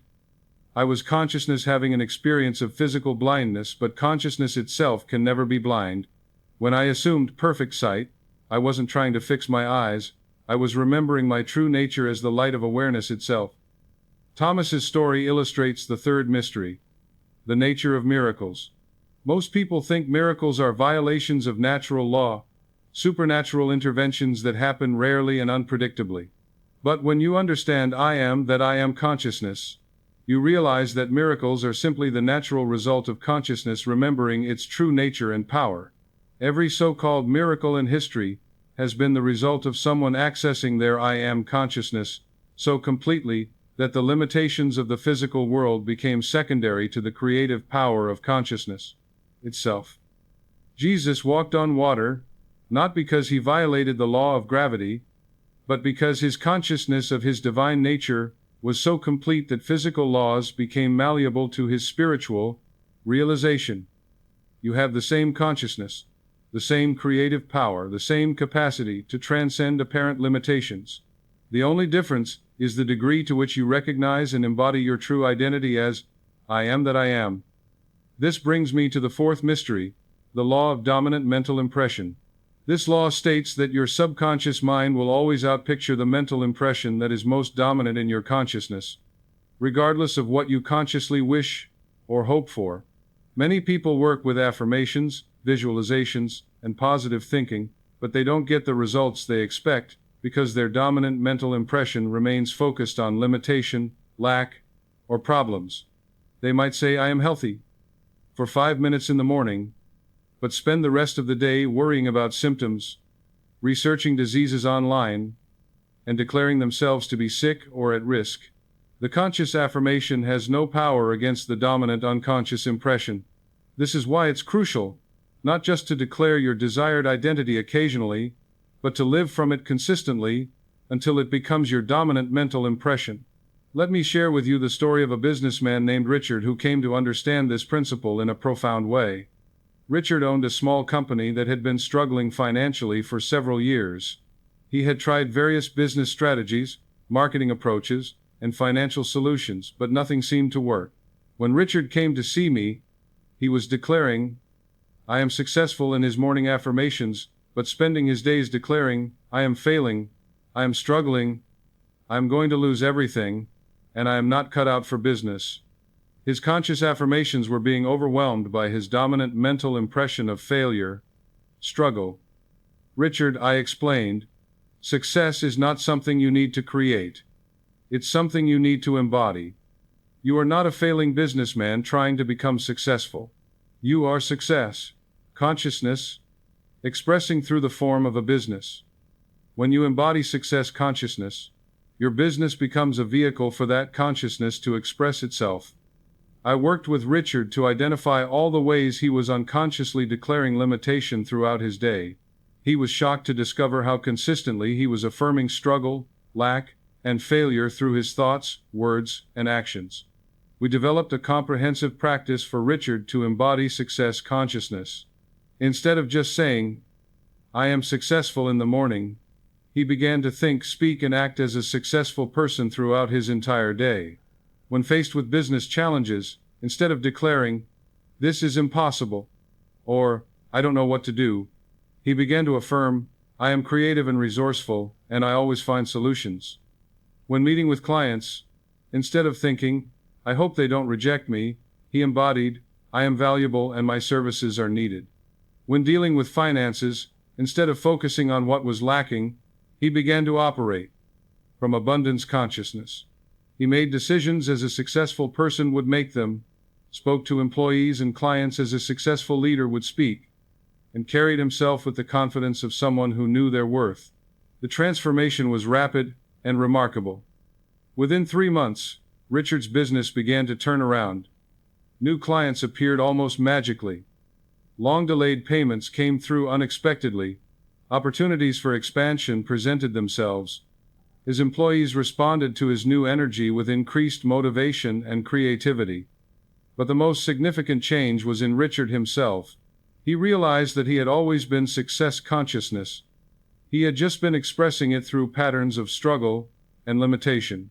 When he aligned his dominant mental impression with his true nature as creative, abundant, successful consciousness, his business became a natural expression of that success.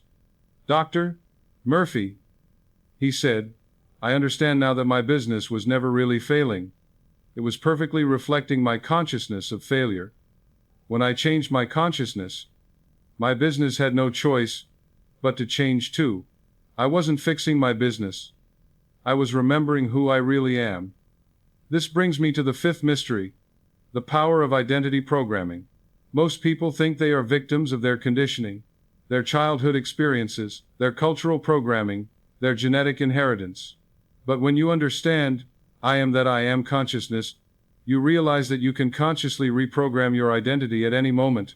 Your current personality, your habitual patterns, your automatic responses, all of these are simply programs running in your consciousness. They feel real and permanent because you've been running them for so long, but they are not your true nature.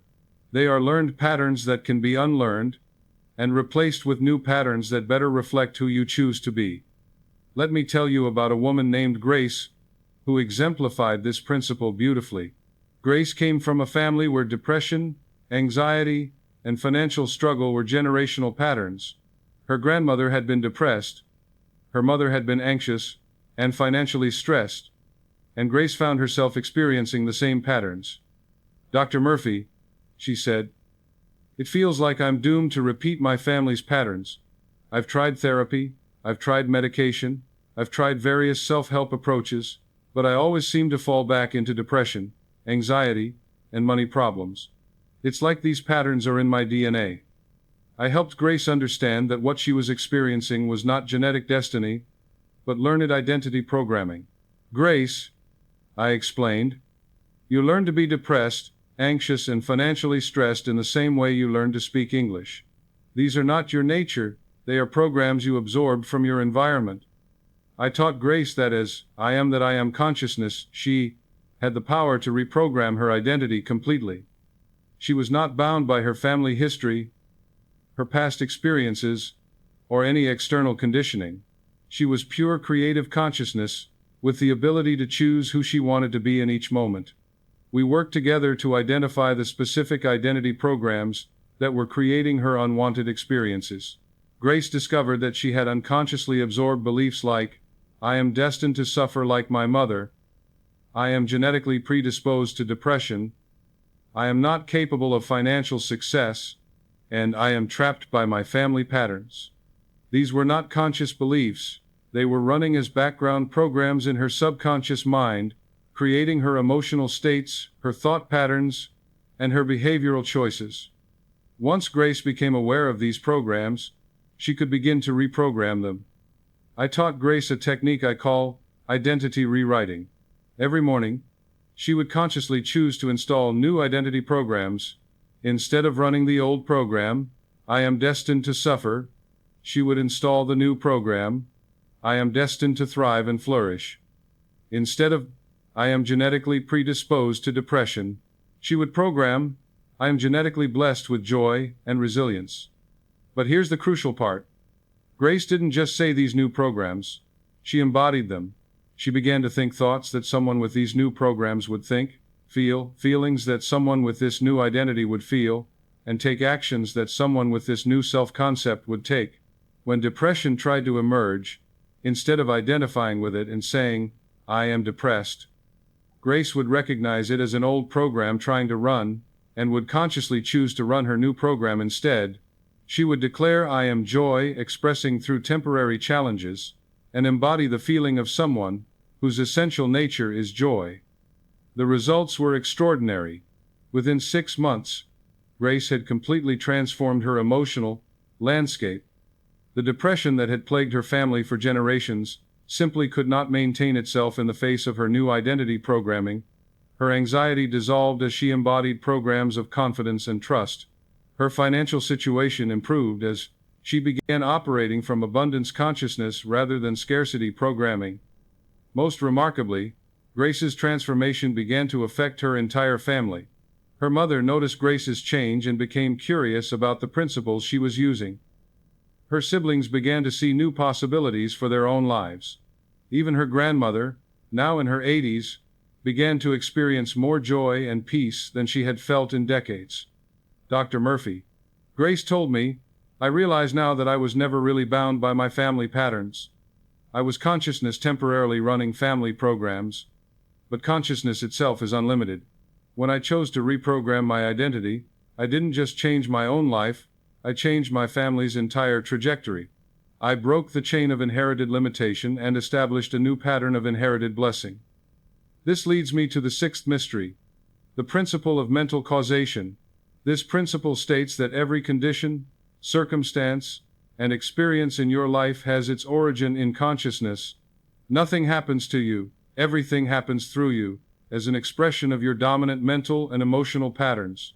This is perhaps the most challenging principle for people to accept, because it seems to suggest that you are responsible for everything that happens in your life, including things that seem clearly beyond your control. But understanding this principle correctly is crucial for fully embodying I am that I am consciousness. When I say that everything happens through you, I don't mean that you consciously choose every experience. Much of what you experience is the result of unconscious mental patterns, inherited programming, and collective consciousness influences that you may not be aware of. But I do mean that your consciousness is the medium through which all experiences manifest in your life. By taking responsibility for your consciousness, for your thoughts, feelings, beliefs, and identity declarations, you take back your power to create the experiences you truly desire. Let me illustrate this with the story of a man named James, who came to understand this principle through a very challenging experience. James was a kind, generous person who had always tried to help others and live according to spiritual principles. But his life seemed to be filled with one crisis after another: financial emergencies, health problems, relationship conflicts, work difficulties. Dr. Murphy, he said with frustration, I don't understand why these things keep happening to me. I try to be a good person. I help others whenever I can. I don't hurt anyone intentionally. But my life feels like one disaster after another. It seems like the universe is against me. I could see that James was caught in the victim consciousness that so many good-hearted people fall into. He couldn't understand why his external goodness wasn't creating better external circumstances. James, I said gently, I can see that you are indeed a good person with a sincere heart. But tell me, when these crises occur, how do you complete the sentence, I am? As James thought about this, his face began to change. When the financial problems happen, I think I am always struggling with money. When the health issues arise, I declare I am prone to illness. When conflicts occur, I say I am unlucky in relationships.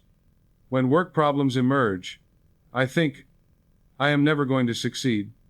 I helped James understand that while he was consciously trying to be good and spiritual, he was unconsciously declaring an identity of struggle, lack, and victimhood. These unconscious declarations were more powerful than his conscious good intentions because they were backed by strong emotion and repetition. James, I explained, you are not a victim of circumstances. You are creative consciousness, and circumstances are the outpicturing of your dominant mental patterns. The crises in your life are not punishments or tests. They are your consciousness trying to get your attention, trying to show you the patterns that need to be changed. I worked with James to understand that every crisis was actually an opportunity to identify and transform unconscious limiting patterns. Instead of asking, why is this happening to me? He learned to ask, what is this experience showing me about my consciousness? What pattern am I ready to release? What new identity am I ready to embody? When the next financial challenge arose, instead of declaring, "I am always struggling with money," James began to affirm, "I am learning to embody abundance consciousness. This challenge is showing me where I still hold patterns of lack so I can transform them." When health issues emerged, instead of thinking, "I am prone to illness," he declared, "I am perfect health expressing through temporary healing experiences. My body is teaching me to align more completely with my wholeness." This shift from victim consciousness to creator consciousness was transformational for James. Instead of feeling powerless in the face of challenges, he began to feel empowered to use every experience as an opportunity for growth and transformation. The remarkable thing was that, as James embraced his role as the creator of his experience, the crises began to decrease in frequency and intensity. His financial situation stabilized as he released poverty consciousness. His health improved as he embodied wellness consciousness. His relationships became more harmonious as he took responsibility for his part in all conflicts. "Dr. Murphy," James said, "I understand now that nothing was ever happening to me, everything was happening through me.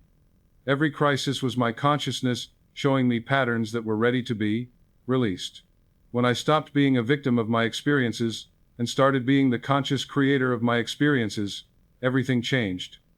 This brings me to the seventh mystery, the law of vibration and resonance. This law states that consciousness is vibrational in nature, and you attract experiences that resonate with your dominant vibrational frequency. When you declare, "I am prosperous," you are not just making a statement, you are establishing a vibrational frequency. That frequency then attracts people, circumstances, opportunities, and resources that resonate with prosperity consciousness. When you declare, "I am loved," you emit a frequency of love that attracts loving relationships, loving experiences, and loving opportunities into your life. But here's the crucial point. It's not just the words you say that determine your frequency, it's the feeling behind the words, the conviction with which you hold them, and the consistency with which you embody them. Let me share with you the story of a woman named Patricia, who came to understand this principle in a beautiful way. Patricia had been struggling with loneliness for many years. She longed for a romantic relationship, close friendships, and a sense of community, but no matter what she tried, she remained isolated and alone. "Dr. Murphy," she said, "I affirm every day that I am loved and lovable. I visualize myself in happy relationships. I've tried online dating, social groups, volunteer work, everything I can think of to meet people. But I'm still alone. What am I doing wrong?" I helped Patricia understand that while she was saying the words, "I am loved," her dominant vibrational frequency was actually loneliness, desperation, and unworthiness. She was trying to use affirmations to attract love, while simultaneously radiating the energy of lack of love. "Patricia," I explained, "love is not something you need to attract from outside yourself. Love is what you are.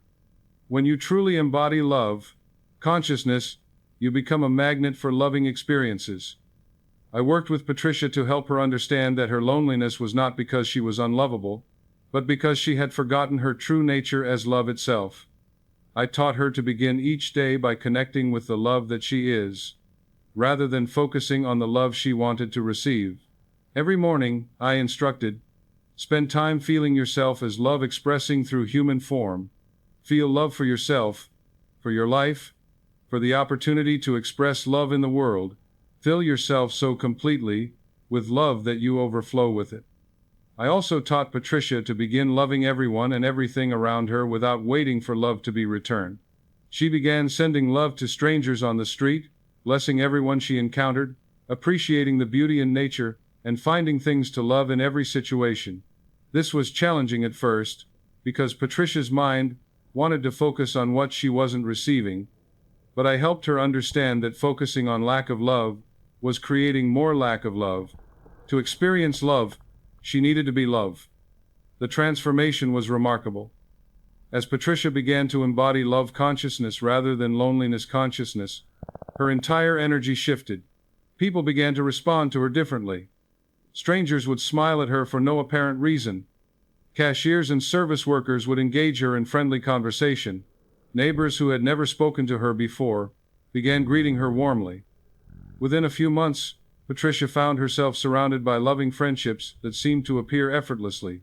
She met her future husband at a coffee shop, not through a dating app or matchmaking service, but through the natural magnetism of love consciousness. "Dr. Murphy," she told me, "I realize now that I was never really alone. I was love itself, temporarily experiencing the illusion of separation, when I remembered my true nature and began radiating love consciousness. Love began flowing to me from everywhere. I wasn't attracting love, I was expressing love, and love naturally returns to itself." This brings me to the eighth mystery, the principle of mental alchemy. This is the ability to transmute any negative experience into positive growth through the power of your I am consciousness. Most people are victims of their circumstances because they allow external conditions to determine their internal state. When something challenging happens, they automatically adopt the identity of victim, sufferer, or failure. But when you understand that you are I am that I am consciousness, you realize that you can choose your response to any situation and thereby transform its meaning and effect in your life. Let me tell you about a remarkable man named Michael, who exemplified this principle under the most challenging circumstances imaginable. Michael was diagnosed with a terminal illness and given 6 months to live. The doctors were certain that his condition was irreversible and that he should prepare for the end of his life. Instead of accepting this diagnosis as his reality, Michael chose to see it as an opportunity to demonstrate the power of consciousness over circumstances. "Dr. Murphy," he said when he came to see me, "I refuse to declare myself to be dying. I choose to declare myself to be living more fully than ever before." Michael understood that his diagnosis was not a truth about his identity, it was simply information about his current physical condition. He chose to identify not with the condition but with the consciousness that was experiencing the condition. "I am not a dying man," he would declare. "I am eternal consciousness, having a temporary experience of physical challenge. I am not a victim of disease. I am an opportunity for divine healing to manifest." But Michael went beyond just positive declarations. He used his illness as a catalyst for deeper spiritual awakening. He began to live each day with an stard, intensity, and appreciation that he had never experienced when he thought he had unlimited time. He mended relationships that had been broken for years. He expressed love to family and friends with a depth and sincerity that transformed everyone around him. He pursued creative projects that he had been postponing. He helped other people who were facing similar challenges. Most remarkably, Michael began to see his illness not as a punishment or random misfortune but as a gift that was teaching him to live more authentically and love more fully. He transformed what others saw as a tragedy into an opportunity for profound growth and service. The outcome of Michael's story was extraordinary. His tumor began to shrink. His energy returned. His doctors were baffled by improvements that contradicted all their expectations. Within a year, Michael was declared to be in complete remission. But the even more extraordinary outcome was the transformation in Michael's character and consciousness.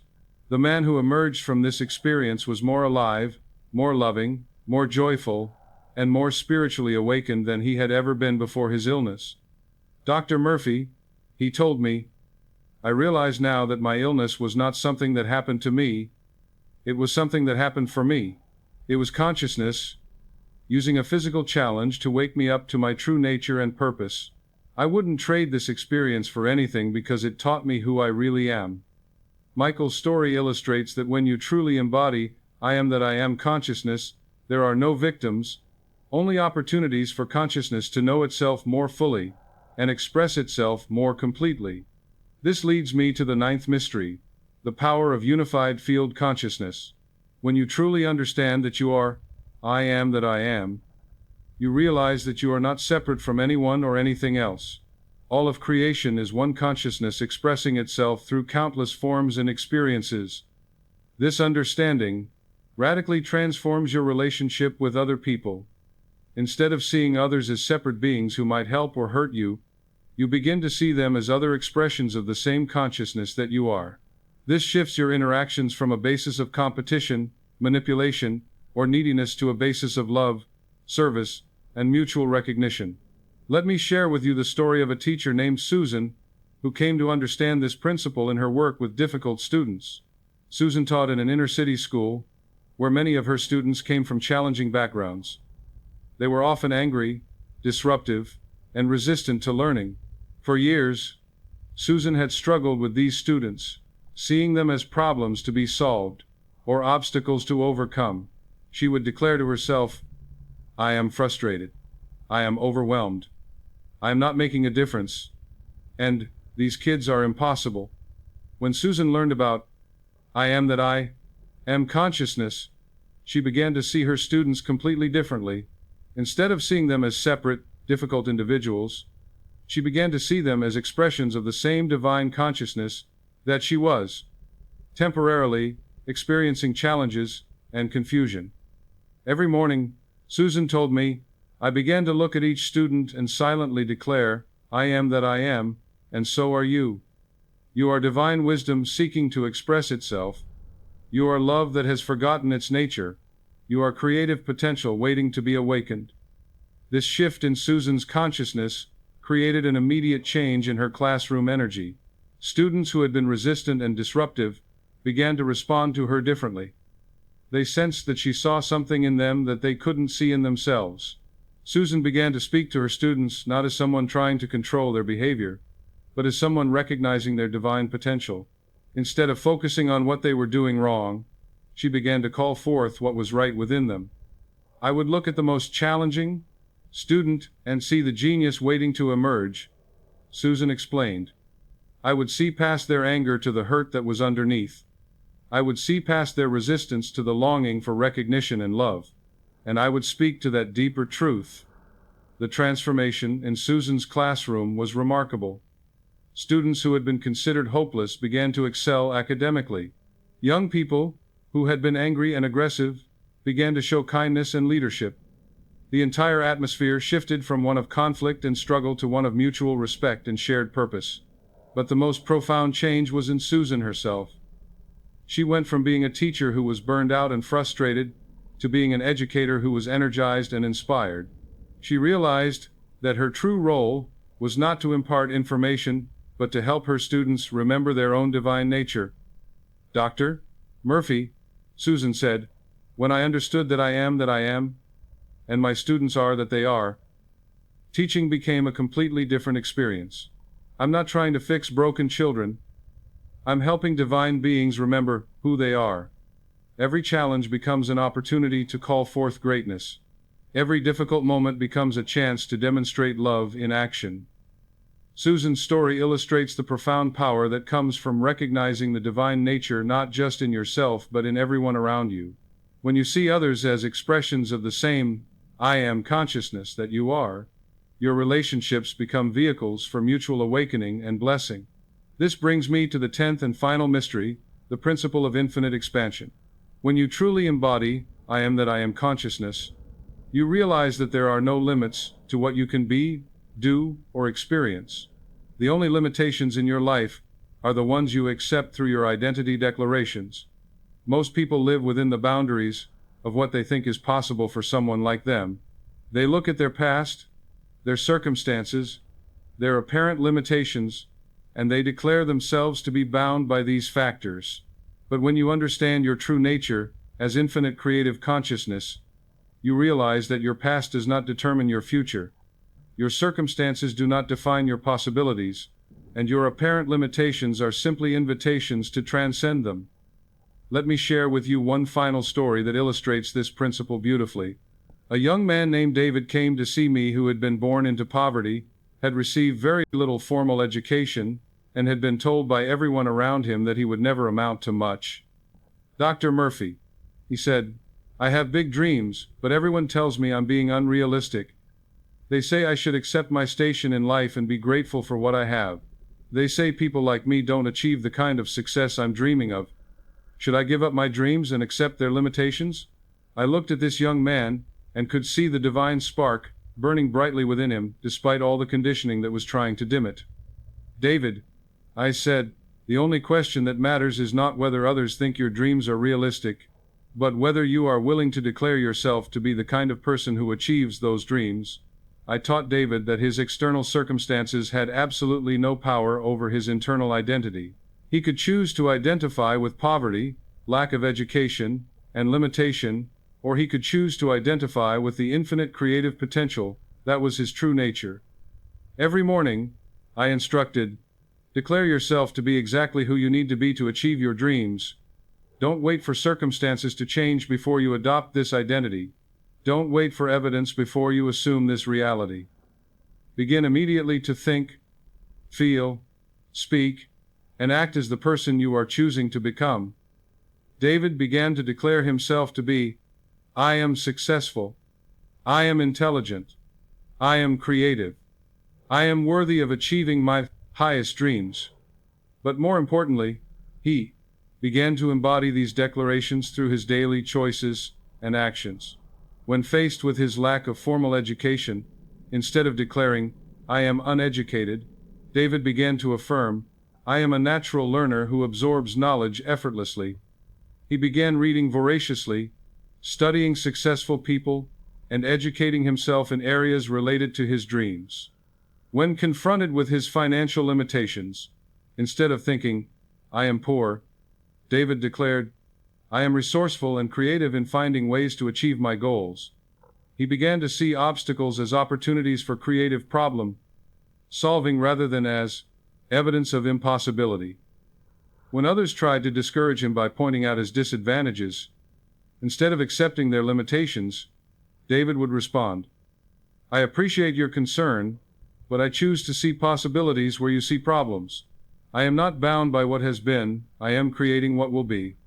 The transformation in David's life was extraordinary, but it didn't happen overnight.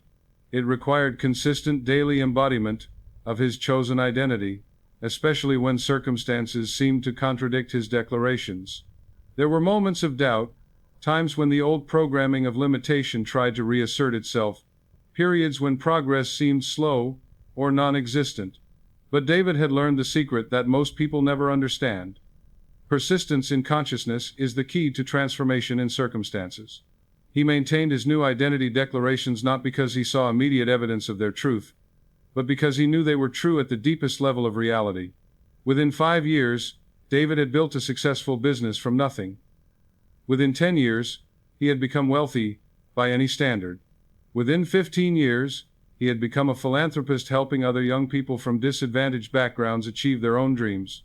But the most remarkable aspect of David's transformation was not his external success but his internal understanding. He had proven to himself and others that no external limitation has the power to contain infinite consciousness when that consciousness knows its true nature and power. Dr. Murphy, David told me years later, I realize now that I was never really poor, or uneducated, or limited.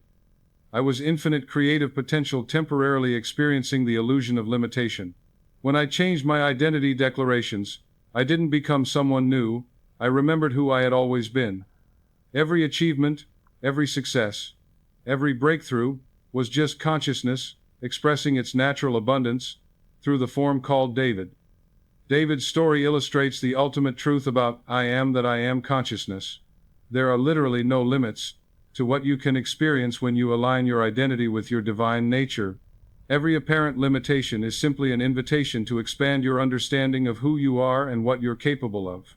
Now, my dear friend, as we come toward the close of our time together, I want to share with you some of the most advanced practices that will help you not just understand these principles intellectually, but embody them so completely that they become your natural way of being. The first advanced practice is what I call continuous identity monitoring. This involves maintaining moment-to-moment awareness of what you are declaring yourself to be through your thoughts, words, feelings, and actions. Most people are unconscious of their identity declarations throughout the day. They slip in and out of empowering and limiting self-concepts without awareness, wondering why their experiences are inconsistent with their conscious desires. To master I am that I am consciousness, you must become vigilant about your identity declarations. Set a timer to go off every hour during your waking day. When it chimes, ask yourself, What have I been declaring myself to be in the past hour? Have my thoughts, words, and actions been consistent with my chosen identity? If you discover that you've been operating from limiting declarations, don't judge yourself. Simply acknowledge the pattern and immediately return to your chosen identity. The goal is not perfection, but awareness and consistent course correction. The second advanced practice is identity meditation. This is a form of meditation where you don't try to empty your mind or achieve a particular state, but rather spend time feeling yourself into your desired identity. Sit quietly and ask yourself, who would I be if I were expressing my highest potential? What would it feel like to embody this identity completely? Then spend 20 to 30 minutes feeling yourself as this person. Feel their confidence, their peace, their joy, their love, their power, their wisdom. Don't visualize external circumstances or imagine specific scenarios. Simply feel the internal state of being this person. Feel their relationship with themselves, with others, with life itself. Feel how they move through challenges, how they respond to opportunities, how they exist in the world. Practice this identity meditation daily until this expanded sense of self becomes more familiar and natural than your old limited identity. You'll know you're making progress when your desired identity begins to feel more real and true than your previous self-concept. The third advanced practice is what I call reality field creation. This involves using your I am consciousness to create an entire field of reality around yourself that supports and reflects your chosen identity. Instead of just changing your thoughts about yourself, you begin to change everything in your environment that reinforces old patterns. You reorganize your physical space to reflect your new identity. You change your daily routines to align with who you're becoming. You modify your relationships to support your growth. If you're embodying prosperity consciousness, you begin to surround yourself with beauty, order, and quality within your current means. You dress, walk, and carry yourself as a prosperous person would. You make financial decisions from abundance consciousness rather than scarcity consciousness. If you're embodying health consciousness, you create an environment that supports vitality. You fill your home with fresh air, natural light, and living plants. You choose foods, activities, and relationships that nourish your well-being. The goal is to create a total reality field that constantly reinforces your chosen identity rather than contradicting it. Every aspect of your environment becomes a mirror reflecting back your new self-concept. The fourth advanced practice is quantum identity shifting. This involves recognizing that you exist in multiple potential identities simultaneously, and you can consciously choose which one to collapse into reality at any moment. In quantum physics, particles exist in multiple states simultaneously until observation collapses them into a single state. Similarly, you exist in multiple potential identities simultaneously. The version of you that is completely healthy, the version that is abundantly prosperous, the version that is deeply loved, the version that is creatively fulfilled. These are not fantasies or future possibilities. They are present realities, existing in what quantum physicists call parallel dimensions or alternate timelines. When you make a conscious identity declaration, you are choosing to collapse one of these potential realities into your current experience. Practice shifting between these different versions of yourself throughout the day. When facing a health challenge, consciously shift into the version of you that is perfectly healthy. When dealing with financial concerns, shift into the version of you that is abundantly prosperous. When feeling lonely, shift into the version of you that is surrounded by love. This is not pretending or wishful thinking. This is conscious reality selection. You are not trying to become these versions of yourself. You are choosing to experience them now. The fifth advanced practice is collective consciousness influence. As you master your own I am consciousness, you begin to recognize that your individual consciousness is part of a larger collective consciousness that includes your family, your community, your nation, and ultimately all of humanity.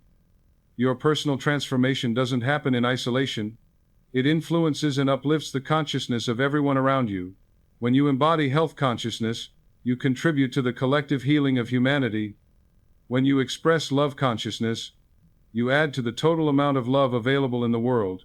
Begin to see your personal practice not just as self-improvement but as service to the collective awakening of humanity. Every time you choose love over fear, abundance over lack, peace over conflict, you are raising the vibration of the entire human family. This understanding gives your practice a deeper meaning and accelerates your transformation. You're not just changing your own life, you're participating in the evolution of consciousness itself. The sixth advanced practice is temporal identity mastery. This involves recognizing that your I am consciousness exists beyond linear time and can influence both your past and your future. Your past experiences are not fixed realities that determine your present identity. They are memories held in consciousness, and consciousness has the power to reinterpret and transform the meaning of those memories.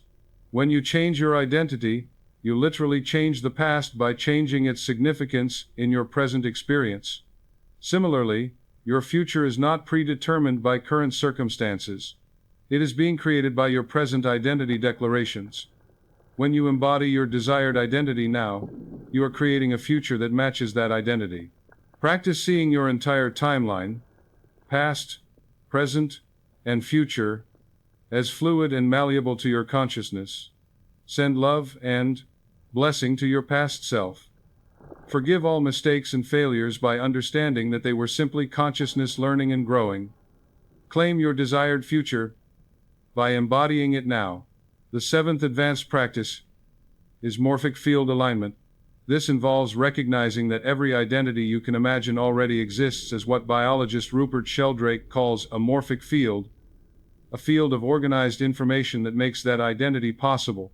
When you choose to embody perfect health, you are not creating something new, you are aligning with the eternal morphic field of perfect health that already exists. When you declare yourself to be abundantly prosperous, you are connecting with the morphic field of prosperity that has been established by everyone who has ever embodied that consciousness.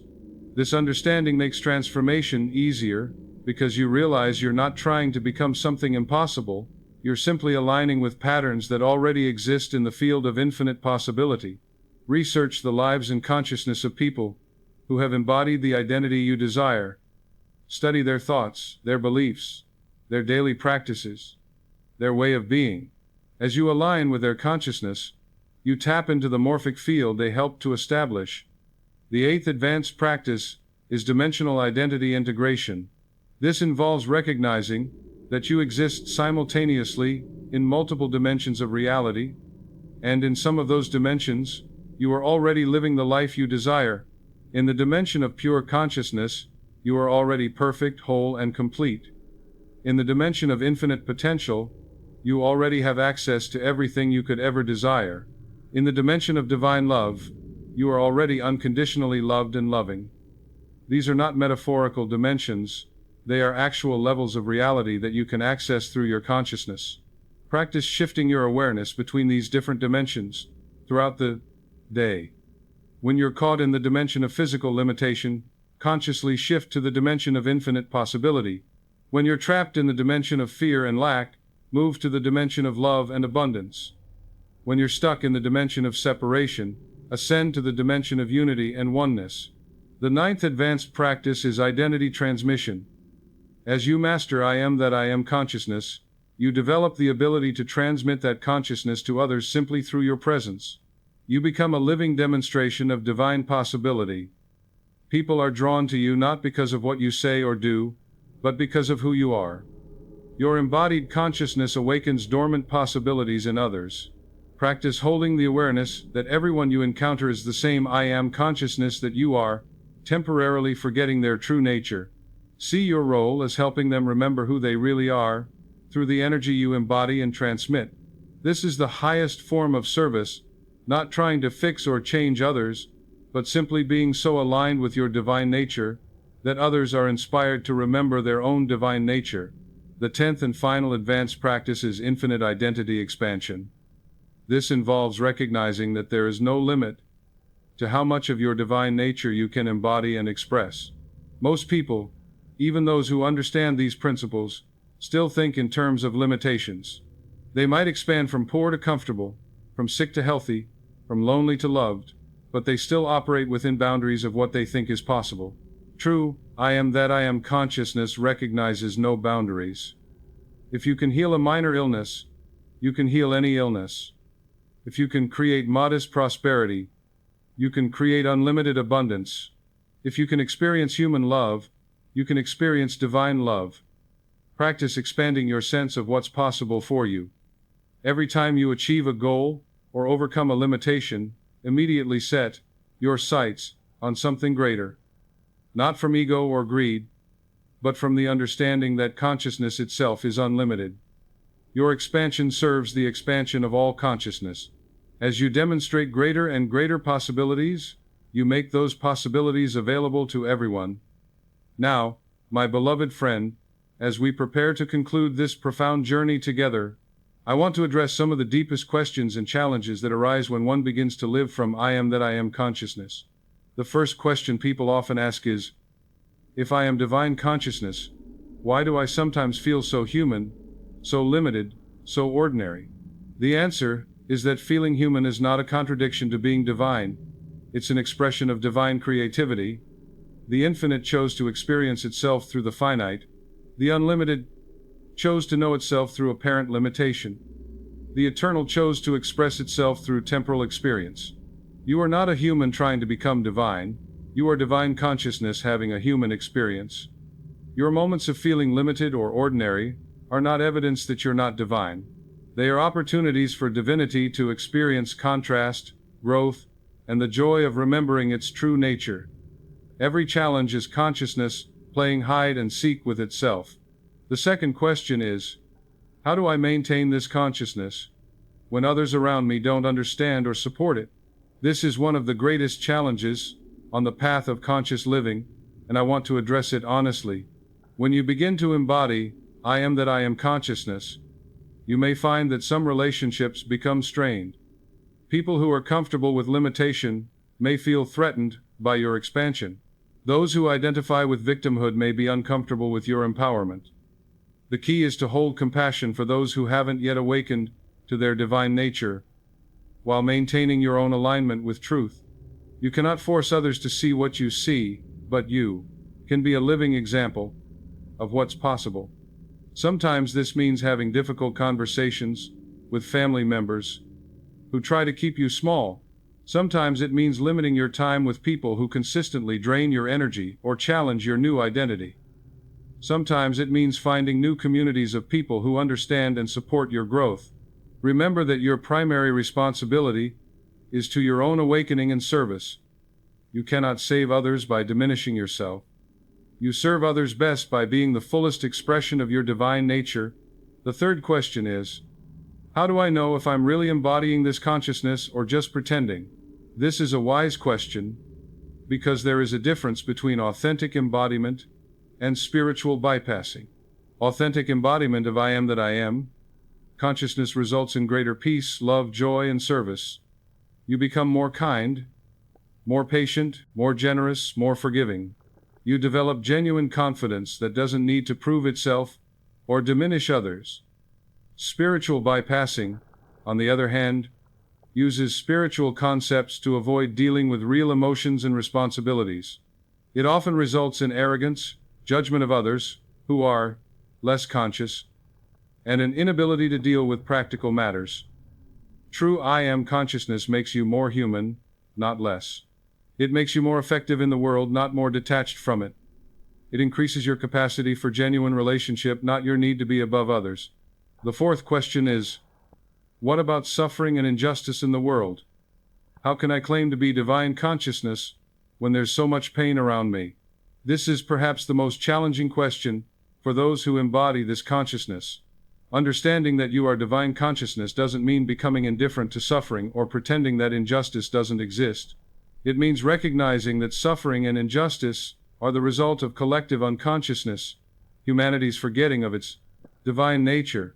Your role is not to judge or fix the world, but to be a healing presence within it. Every person who awakens to their divine nature contributes to the healing of the collective unconsciousness. Every act of love, every expression of peace, every demonstration of abundance adds to the positive transformation of the world. You serve suffering humanity not by identifying with suffering, but by embodying the love, wisdom, and power that can transform suffering. You address injustice not through anger and hatred, but through the creative consciousness that can imagine and manifest better systems. The fifth question is, how do I handle setbacks and apparent failures while maintaining this consciousness? This is crucial, because setbacks are inevitable on any path of growth. When you experience what appears to be failure or regression, remember that consciousness is learning and expanding through every experience. What looks like failure from the human perspective may be redirection from the divine perspective. Instead of declaring, "I am failing," when challenges arise, declare, "I am learning and growing stronger." Instead of thinking, "This proves I'm not really divine," affirm, "This is divinity exploring new aspects of creativity and resilience." Use every setback as an opportunity to deepen your understanding and strengthen your embodiment of truth. Often, our greatest failures become our greatest teachers and lead to our most significant breakthroughs. The sixth question is, how do I balance spiritual understanding with practical responsibilities? Many people worry that focusing on consciousness will make them impractical or ineffective in worldly matters. The truth is exactly the opposite. When you operate from I am that I am consciousness, you become more effective, not less. You make better decisions because you're not clouded by fear and limitation. You achieve better results because you're aligned with creative flow rather than fighting against it. Your spiritual practice should enhance your practical effectiveness, not diminish it. If your spiritual understanding is making you less capable of handling work, relationships, finances, or health, then you may be misunderstanding or misapplying the principles. True consciousness makes you a better employee, a better spouse, a better parent, a better citizen. It doesn't remove you from the world. It helps you engage with the world from a place of greater wisdom, love, and power. Now, let me share with you some of the most profound realizations that come to those who fully embody I am that I am consciousness. These are insights that cannot be taught intellectually, but must be experienced through practice and embodiment. The first realization is that there is no separation between you and your good. You are not trying to attract abundance, you are abundance temporarily experiencing apparent lack. You are not seeking love, you are love temporarily forgetting its nature. You are not pursuing success, you are success, temporarily exploring what it feels like to struggle. When this realization dawns, the whole game changes. You stop chasing what you want and start expressing what you are. You stop trying to get your needs met and start being the fulfillment of those needs. You stop seeking outside yourself and start being what you were seeking. The second realization is that every person you encounter is also I am that I am consciousness, wearing different costumes and playing different roles. The difficult person is consciousness exploring limitation. The loving person is consciousness remembering its nature. The teacher is consciousness sharing its wisdom. The student is consciousness expanding its understanding. This realization transforms all your relationships, from ego transactions to soul recognitions. You stop trying to get something from others and start seeing them as opportunities to give and receive love. You stop taking things personally and start seeing everyone as consciousness, learning, and growing. The third realization is that time is an illusion created by consciousness to experience sequence and growth, but your true nature exists beyond time. You have always been perfect, you are perfect now, and you will always be perfect. The growth and change you experience are consciousness playing with different expressions of its perfection. This realization brings profound peace, because you stop fighting to become something and start being what you've always been. You stop worrying about the future and start creating from the eternal now. You stop regretting the past and start blessing it as part of consciousness's perfect unfolding. The fourth realization is that everything that has ever happened in your life, including what you judged as mistakes or failures, was actually consciousness creating exactly the experiences needed for your awakening and growth. There are no accidents, no random events, no meaningless suffering. This realization brings deep gratitude and trust. You stop regretting your past and start appreciating it as the perfect curriculum for your soul's education. You stop fearing the future and start trusting that consciousness will continue to create exactly what you need for your highest good. The fifth realization is that your individual consciousness is not separate from universal consciousness. When you truly embody I am that I am, you realize that your thoughts are universe thoughts, your love is universal love, your creativity is cosmic creativity expressing through your unique form. This realization brings both humility and empowerment. Humility because you recognize that everything you are and do is consciousness, expressing through you, not personal accomplishment. Empowerment because you realize that the same power that creates galaxies and grows flowers is the power that you are. Now, as we approach the culmination of our journey together, I want to give you a daily practice that will help you integrate everything we've explored into a way of life that continuously deepens your embodiment of I am that I am consciousness. Begin each day with what I call the Divine Identity Declaration. Before getting out of bed, place your hand on your heart and speak these words with deep feeling and conviction. I am that I am.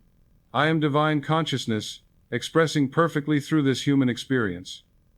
I am not separate from my good. I am my good expressing itself. I am not seeking my purpose. I am living my purpose. I am not becoming someone better. I am being who I've always been.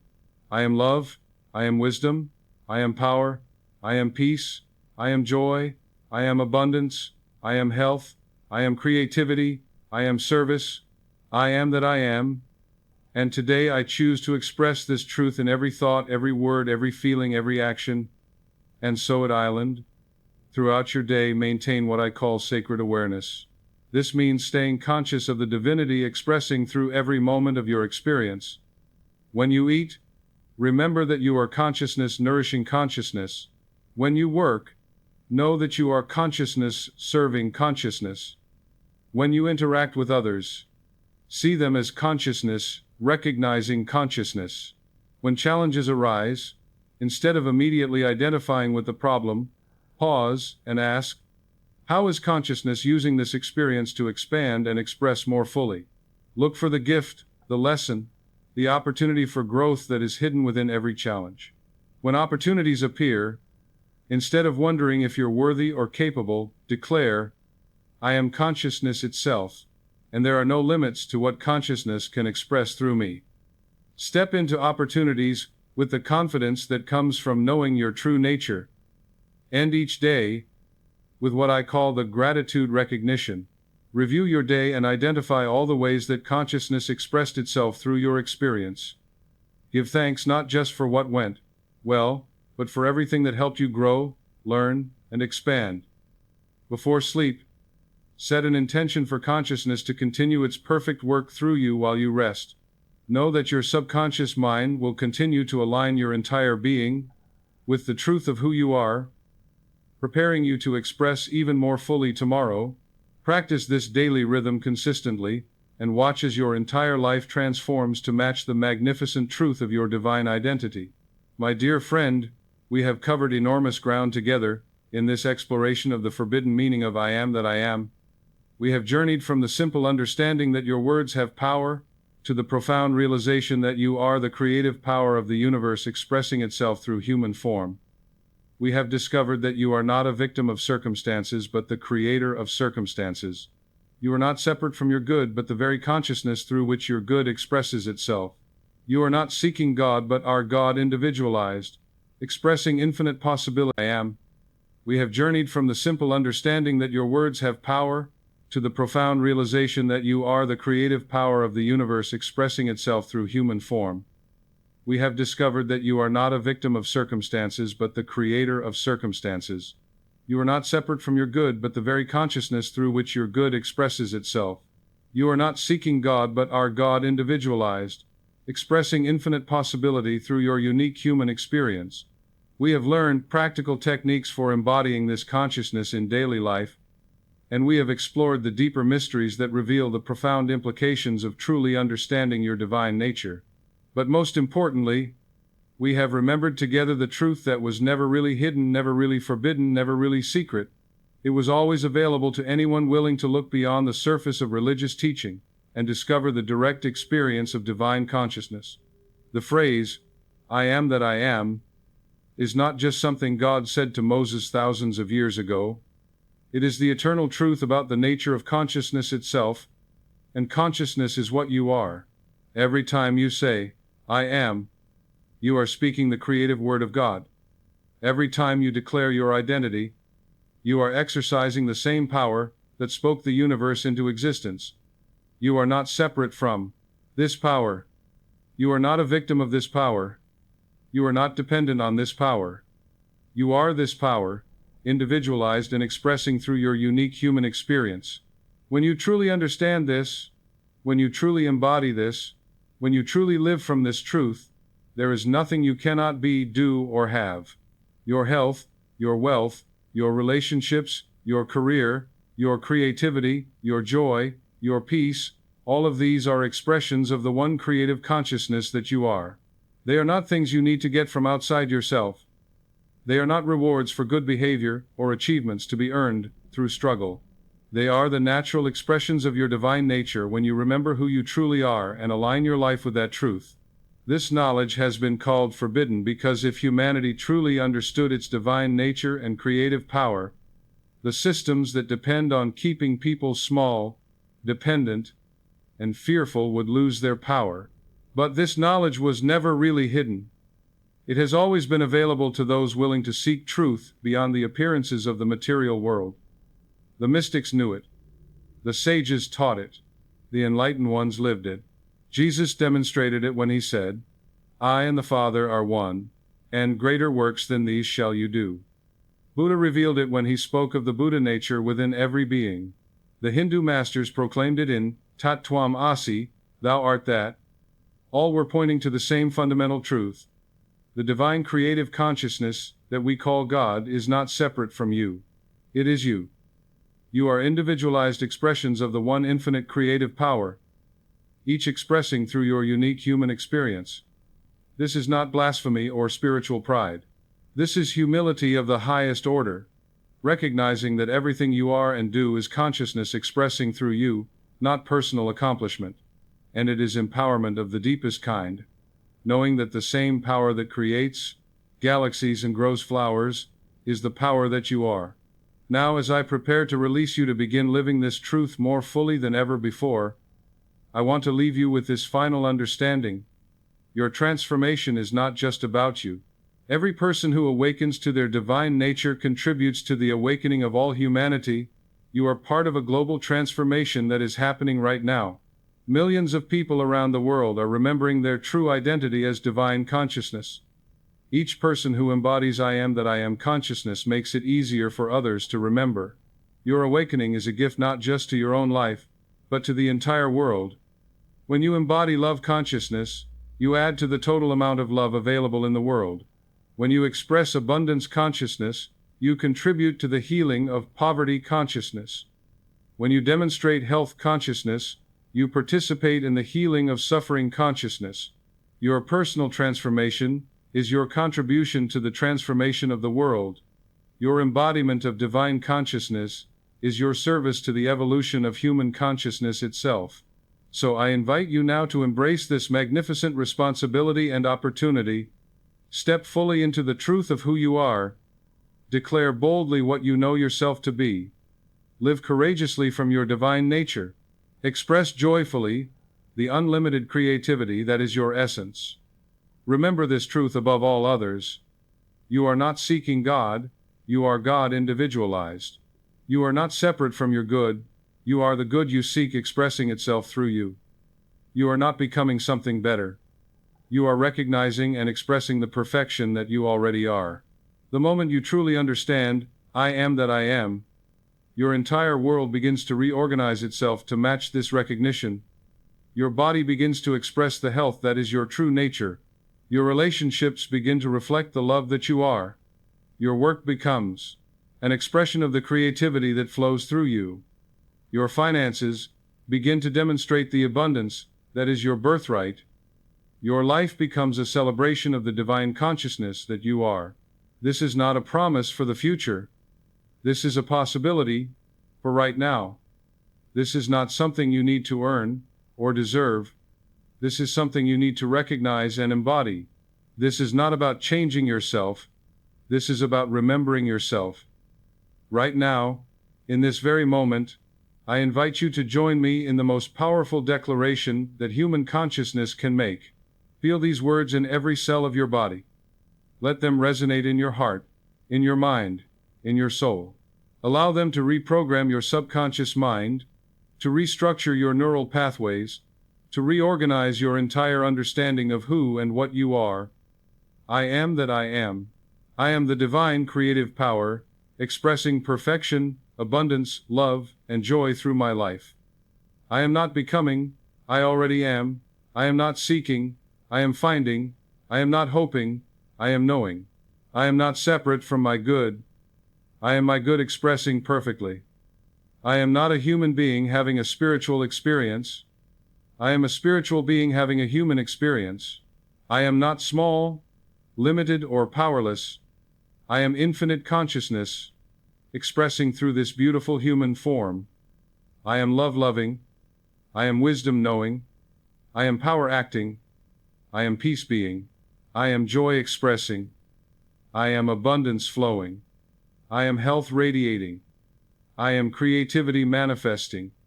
I am service-blessing. I am not separate from the divine. I am the divine, individualized and expressing perfectly as me. I am not separate from the universe.